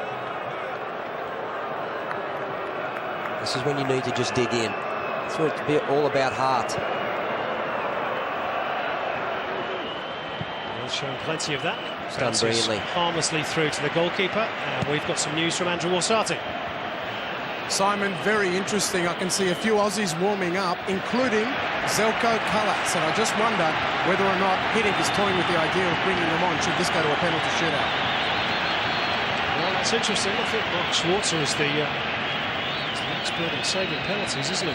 Yeah, I'll back either of them.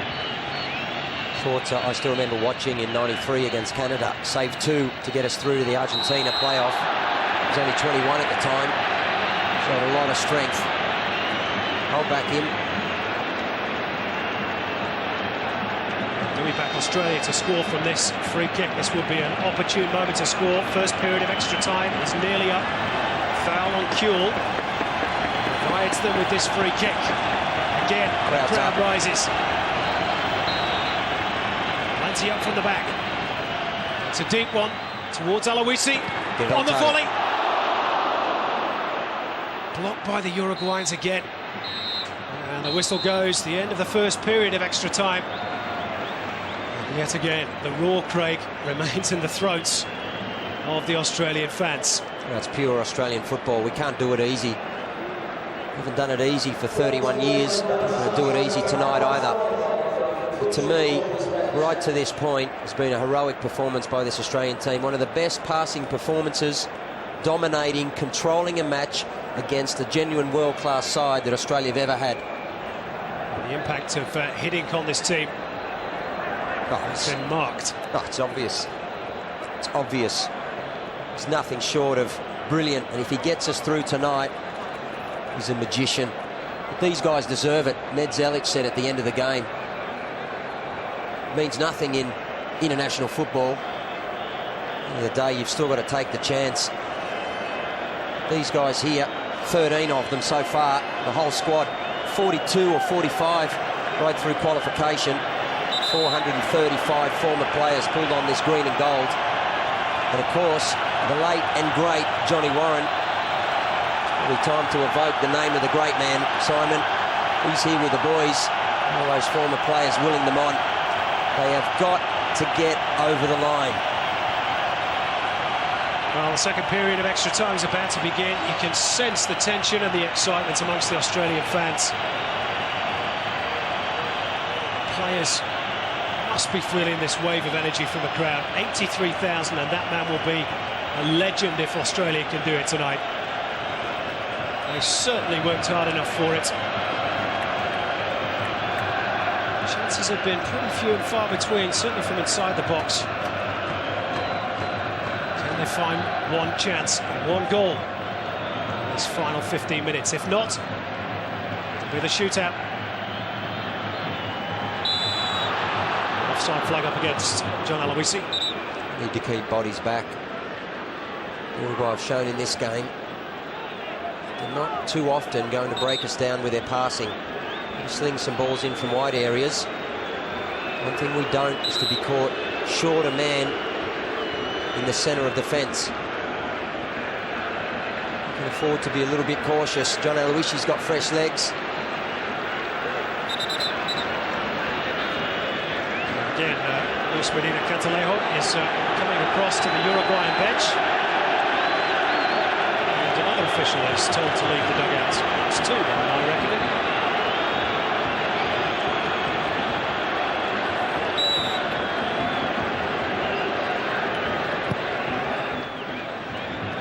Time on the football pitch. A very big issue to solve. Rella to Kuhl. Still got plenty of pace.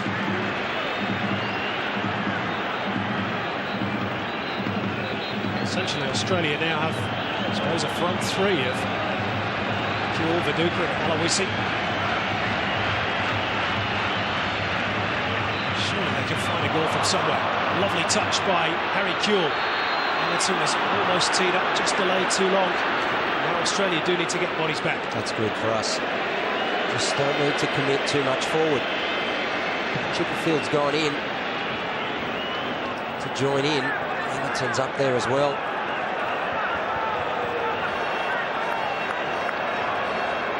We're capable of scoring here without getting everyone forward. To be smart. John Aloisi peeled away off his marker, gives chase. Carini just there a fraction before him. I do sense though, Craig, Australia score, Uruguay are gone. Yeah, I believe that. I believe that. I believe we've got a goal in us. Salajeta on the end. 50-50 ball, and Kuhl wins it. Beautiful. He's not happy about the studs up either.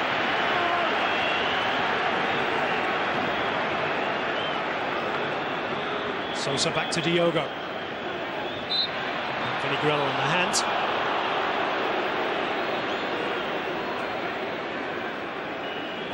Free kick Uruguay. 3 minutes into the second period of extra time. Marco Bresciano's goal.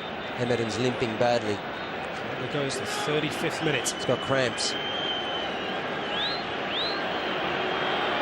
Josip Skoko's coming on.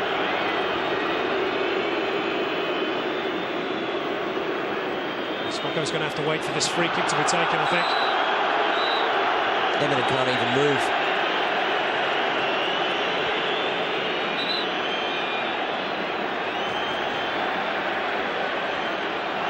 Really struggling is Brett Emerton. He's just saying to the referee, want to get him on now. I want to make a change. Cantalejo says you'll have to wait. Well out. Meet and drink for Schwarzer. Beautiful. Will the instruction be to kick the ball out of play so they can make the change? Just yet. Awkward bouncing ball for Diogo. Kuhl's in there. Just wouldn't go Australia's way. Brought away by Sosa. Salajeta. Stoyanov.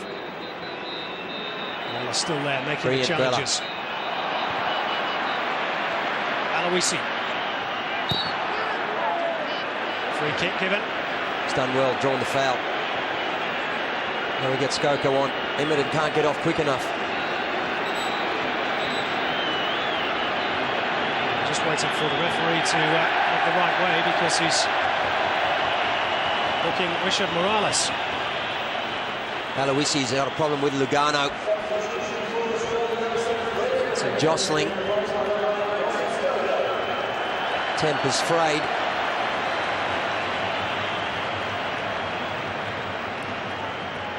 Ten minutes to go.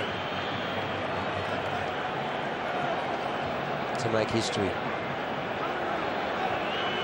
Each and every guy to be remembered for eternity.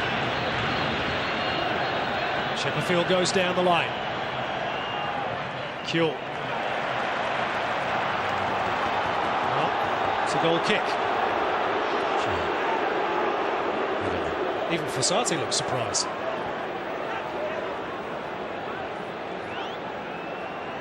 Skoko, fresh legs. Centre of midfield, Garcia there with him. Very tired. It's a match-up. Could do something for us if he can get the ball to his feet, Skoko. Can beat a man. Takes set pieces as well. And penalties, of course. Skoko, best first touch. Picked up by Grella. Nice pass by Vinny Grella either. He's recovered well. Sosa trying to find Stoyanov. Good work by Chipperfield. In front of Stoyanov there. Through the bad pass.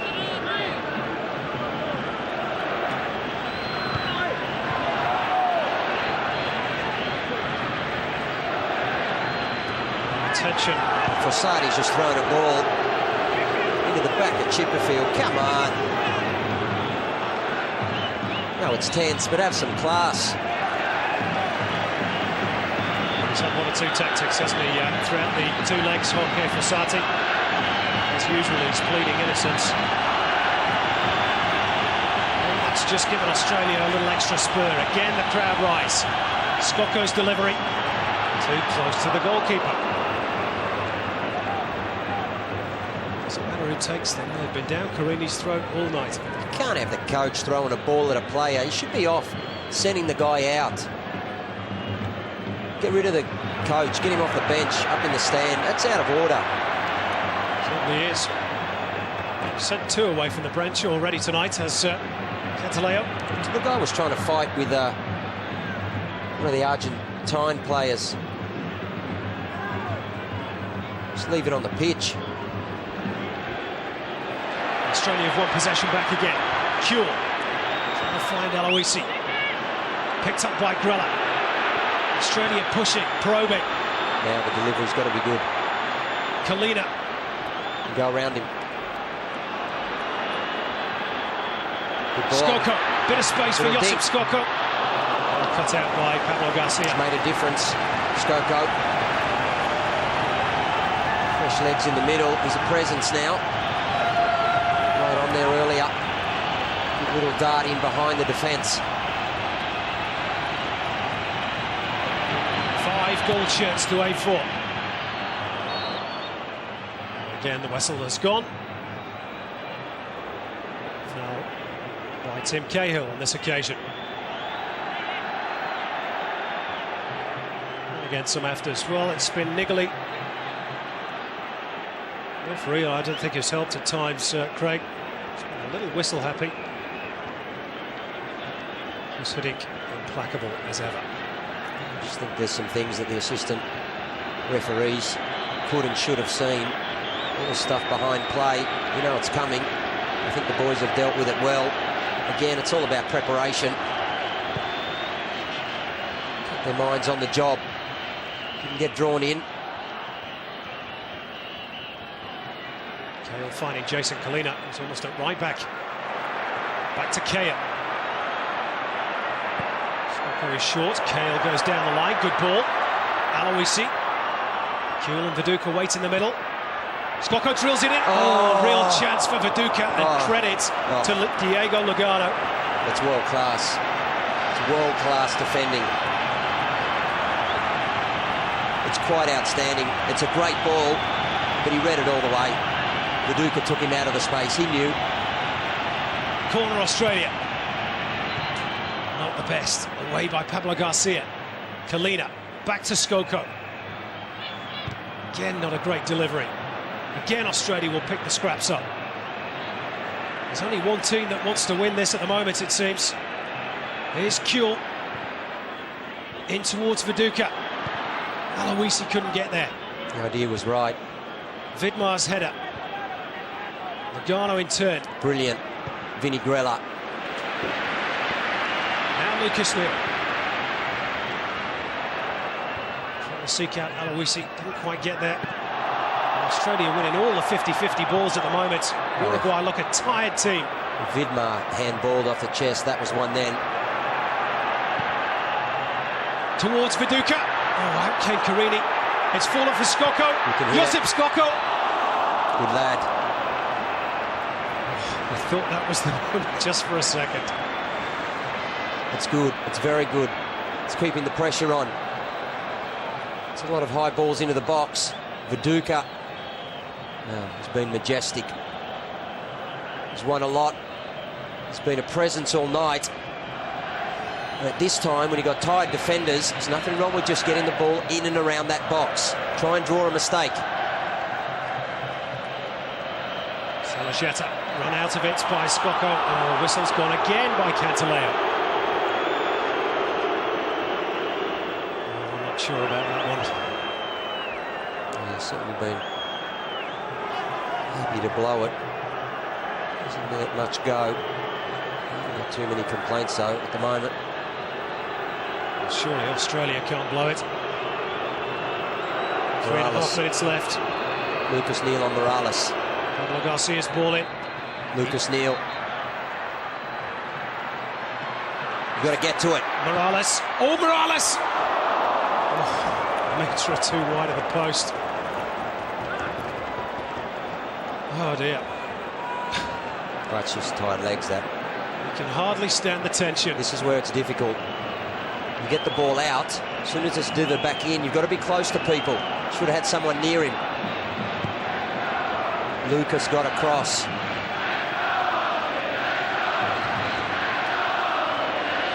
It's the final 3 minutes. Stoyanov. Well watched by Vidmar. Brilliant. Now Kalina. To halfway. Kuhl screaming for the ball wide left. He's the target. Came off Kuhl last. Goal kick. He's had a massive battle with Diogo. Geez, a good defender.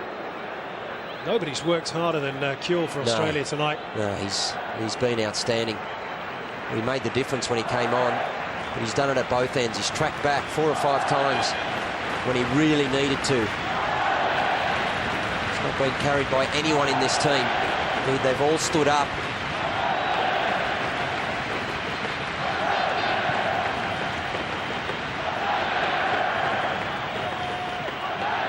Chipperfield's header. Aloisi. Staying off. That's a loose ball there for Uruguay. It's not a bad foul from Josip. Break up the play.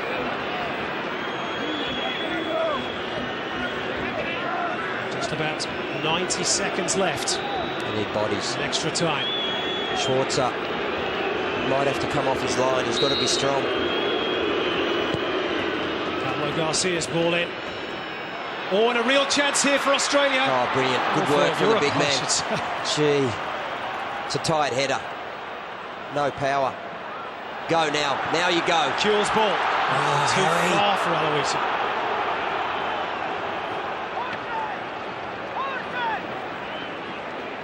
Gee, we could have done with... Oh, I tell you what. Talk about heart attacks. Schwarzer stayed on his line. Really, never been involved in a match as tense as this. Hiddink said in the press conference yesterday, he said, this is high-level football. Tell you what, you're not wrong. It's high-pressure football. It's just for the fans.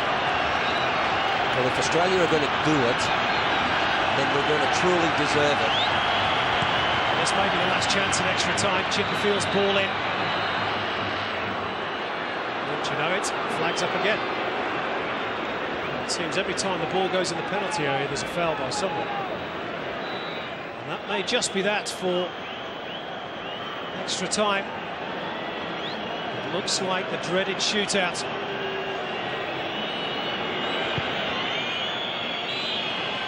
There it is. Penalty kicks will decide a place in World Cup 2006. Australia's destiny will be from 11 metres in the capable hands, we hope, of Mark Schwarzer. Great prospect. We're told that there will be a toss of the coin to decide who goes first. So the two captains called together, Mark Viduka and Pablo Garcia. Of course, Paulo Montero, who probably would have taken a spot kick for Uruguay. Absolutely. He's been substituted. Makoba, the shoe-in for a penalty. He's off as well. Any of you at home, even remotely religious, now's your time. Say football's a religion, and it is for all of us. You've got to feel it down to your soul, but tonight, say a prayer for these boys.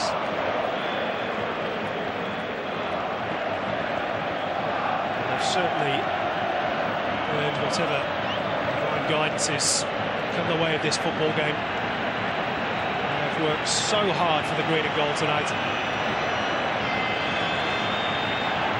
Schwarzer, I can tell you, is making his way towards the goal to our left. Probably the calmest man on the pitch. He's faced plenty of penalties in his time, got a reputation of being a shot stopper from 11 metres. Saved one on the final day of the English Premier League season last year against Manchester City. And then Middlesbrough a place in Europe, so he's used to the pressure. Fabian Carini, of course, is an experienced stopper as well. Just can't think about what's riding on the penalty. These guys are good enough to put it in the back of the net. Well, it's Harry Kewell who's going to go first for the Socceroos. If you thought 90 minutes in extra time was drama, you ain't seen nothing yet, folks. Here we go. It's Harry Kewell against Fabian Carini. First penalty, Australia.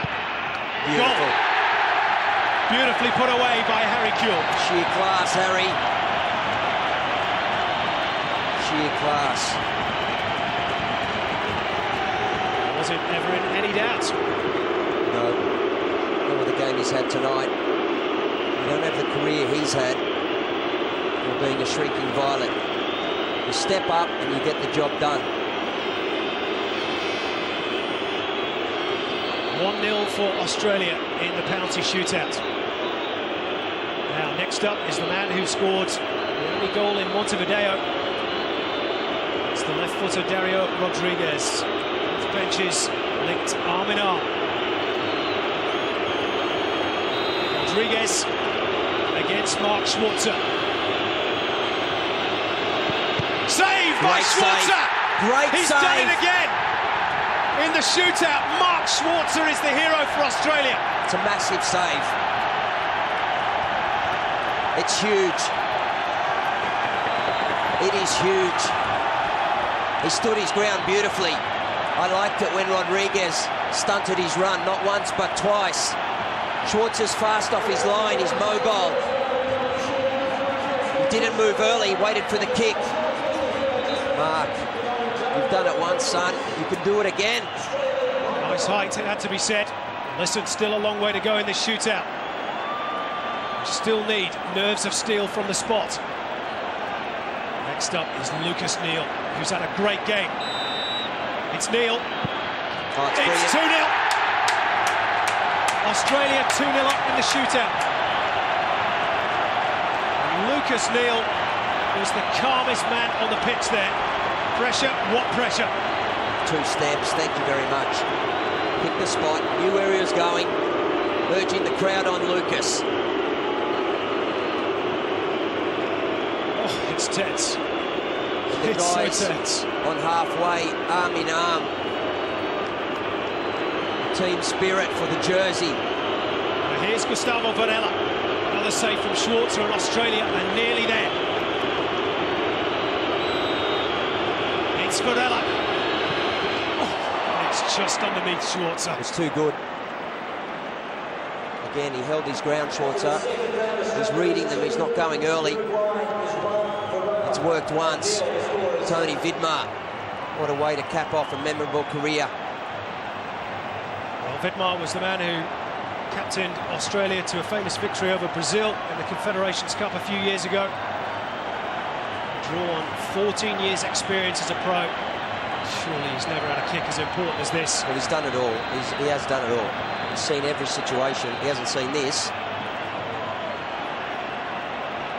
Just pick your spot. Come on, Tony. It's Vidmar. Beautiful. It's beautifully put Good away. on your son.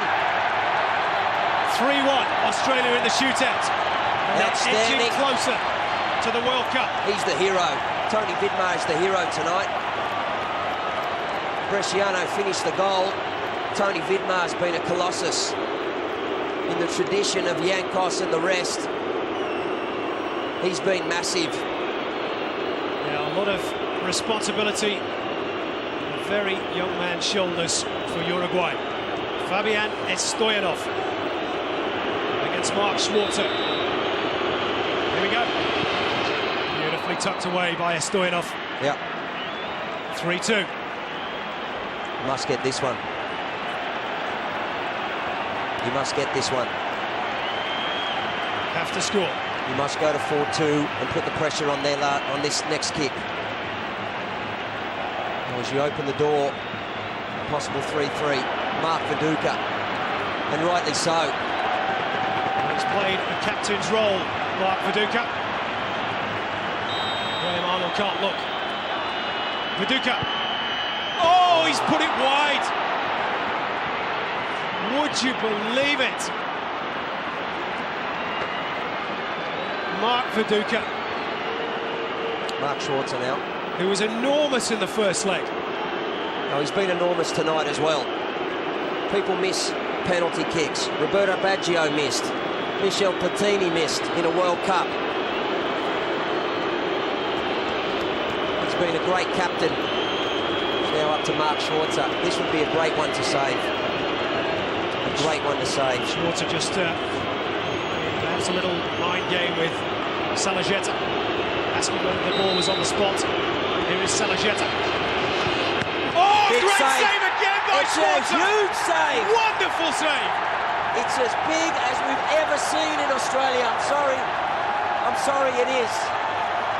It's as big as we've ever seen under pressure. It's the sort of heart that you need to make World Cups. Mark Schwarzer, you are a champion.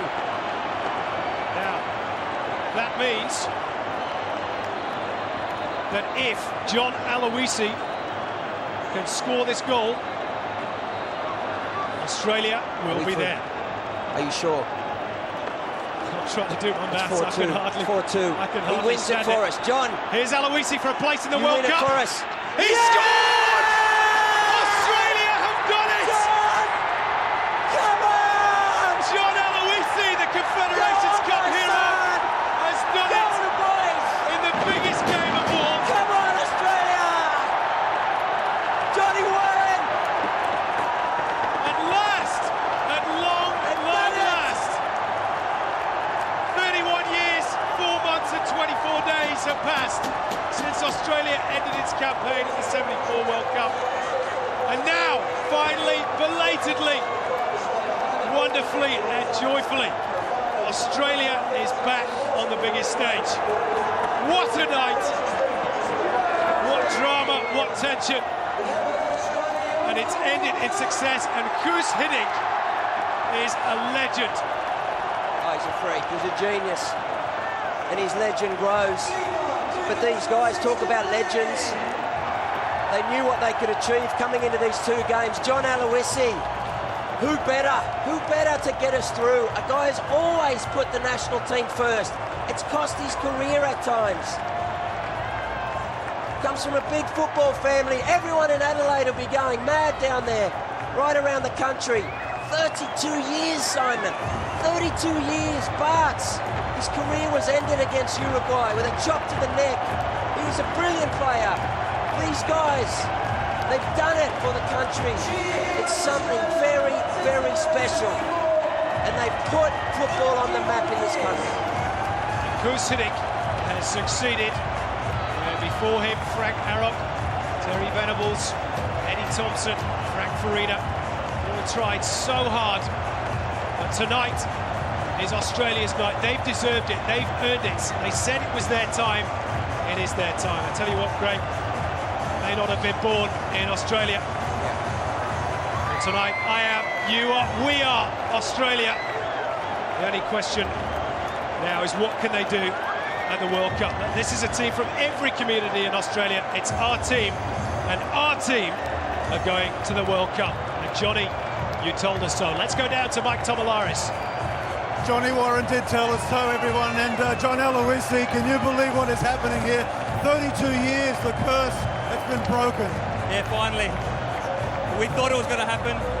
We've been dreaming it for 32 years, and we couldn't ask for a better finish. We've 83,000 people here to watch us, 20 million people in Australia following us. We just can't believe it. You know, you've been part of this squad for so many years. There's been so much heartbreak, but finally you've done it. Finally, yeah. It's been three campaigns of mine, and I played with some great players that never made the World Cup.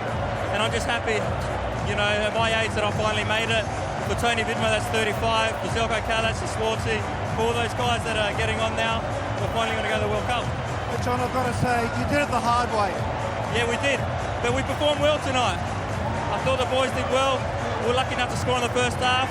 They had a couple of chances too, but it was a great 2 games, and we're there. Yeah, congratulations. Andrew, who have you got? He's been a real warrior. It is Vince Grella, defensive midfielder. He had the job of taking Recopa in the first game. He was here again tonight. He had been out of the team, back in the team, in and out, and then he stepped up. And what can you say about this? I mean, the history of it all is just incredible. It's unbelievable.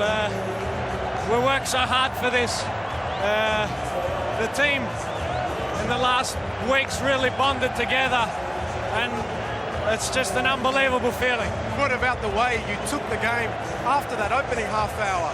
Popovic went off, Kuhl came on, and then the game completely changed. You played him off the park, and then it took penalties. What did you think of the match overall?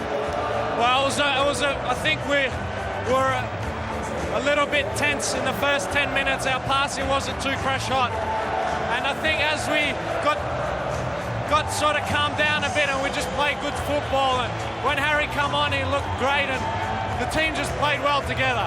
Listen, you've had some wonderful moments in your club career, of course. You got to a place you always wanted to play, being in Italy, Serie A, and now you're going to a World Cup. I mean, it's a bit early, I guess, to pinch yourself and think, what does this mean? But can you quantify it right now? Yeah, well, that's the maximum for a soccer player. My first dream as a young player was to play in the World Cup for my country, and the second was to play in Italy, so I'm a very lucky person, and I'll make sure that I honour the shirt every game I play. Well, you've done so already. Congratulations, Vince. Congratulations to the boys. There he is, Vince Grella, defensive midfielder, going to the World Cup. Another dream fulfilled. Let's go over to Mike Tomalaris, who I believe is with Tony Vidmar. That's right, Andrew. Tony Vidmar, 4 years ago, you left the Centenario Stadium in tears in Montevideo. 4 years later, look at you. You're a World Cup. It's so shocked now. We battered them. We really dominated the whole game, whole 220 minutes, and the composure right at the end with the penalties was fantastic. And I'm speechless. I don't know what to say. So you played the game of your life. Many people are saying this was probably your best campaign, the best 2 games that you had home and away. Would you agree with that? Yeah, pretty close. Yeah, there's some games that stick out of my mind, but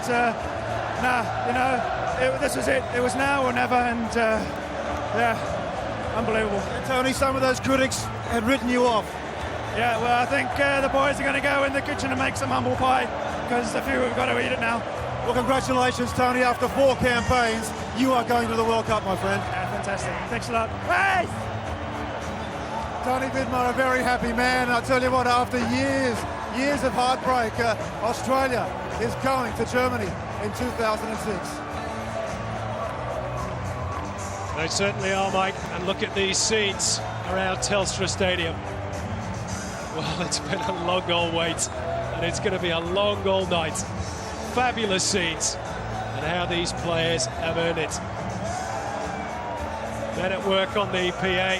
The celebrations will go on long into the evening. John Aloisi, the hero for the penalty kick, or the final penalty kick.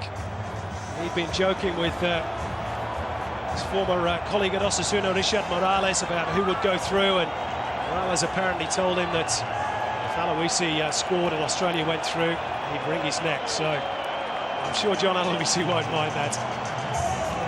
But these are marvellous scenes, and scenes that you'll see replayed over the coming days and weeks and years.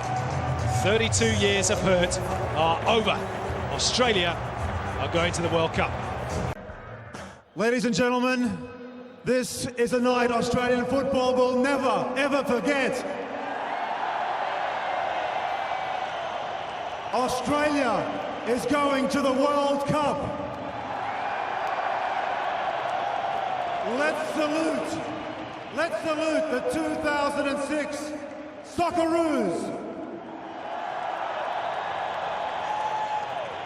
And in a big Australian welcome, let's bring him up on stage, led magnificently by their captain, Mark Viduka.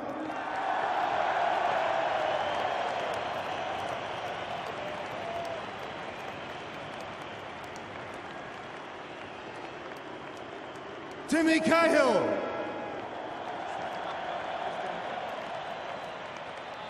Josip Skoko. Lucas Neal. Ahmed Elrich. Archie Thompson. Scott Chipperfield. Lubo Milesevic. Tony Popovic. Vince Grella. John Aloisi.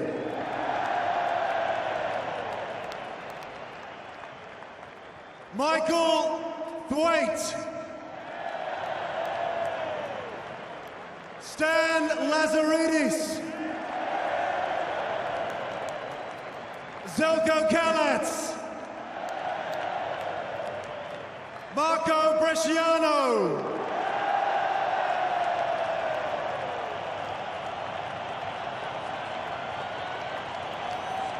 Ante Kovic. Joel Griffiths.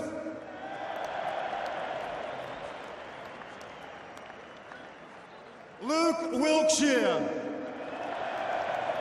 Mark Schwarzer.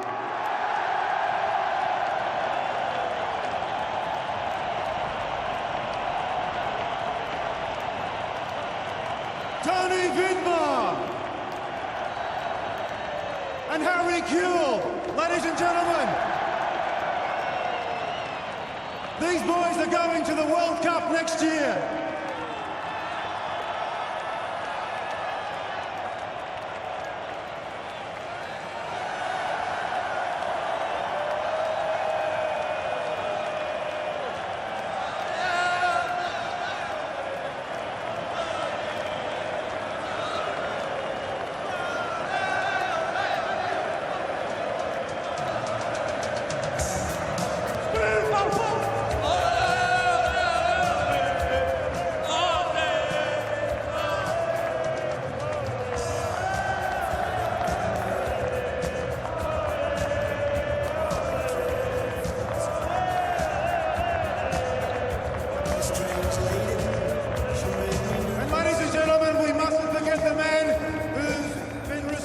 For taking this team to Germany next year. He had 3 months to work with the Socceroos.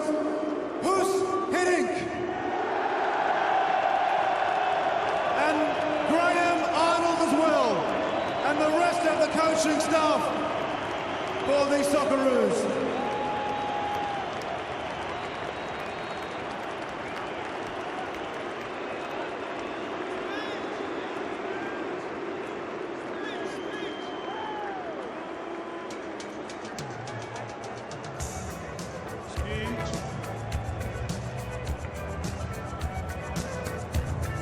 say something? First, congratulations. You only had 3 months to work with this squad. We're all calling you Saint Hoos now. I had just 4 weeks to work with them, and they were so great, these guys. Sometimes it was a little bit tough, sometimes a little bit too harsh, but at the end, this is a great bunch of guys here.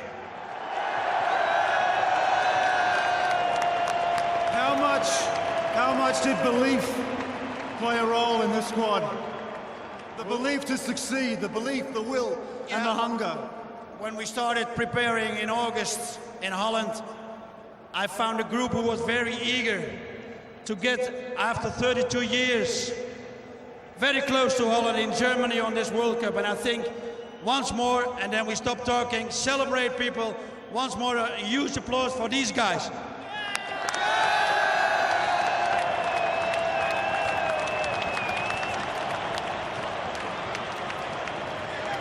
Ladies and gentlemen, thank you for your attendance, thank you for your time. Remember this night for a long, long time, I'm sure you will. History has been created.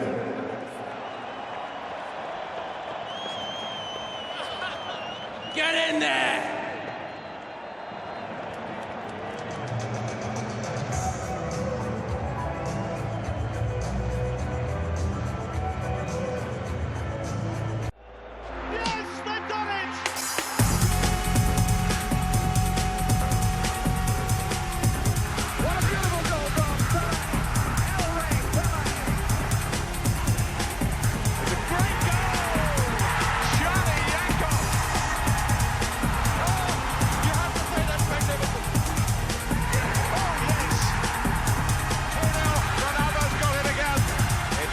FIFA World Cup for Brazil.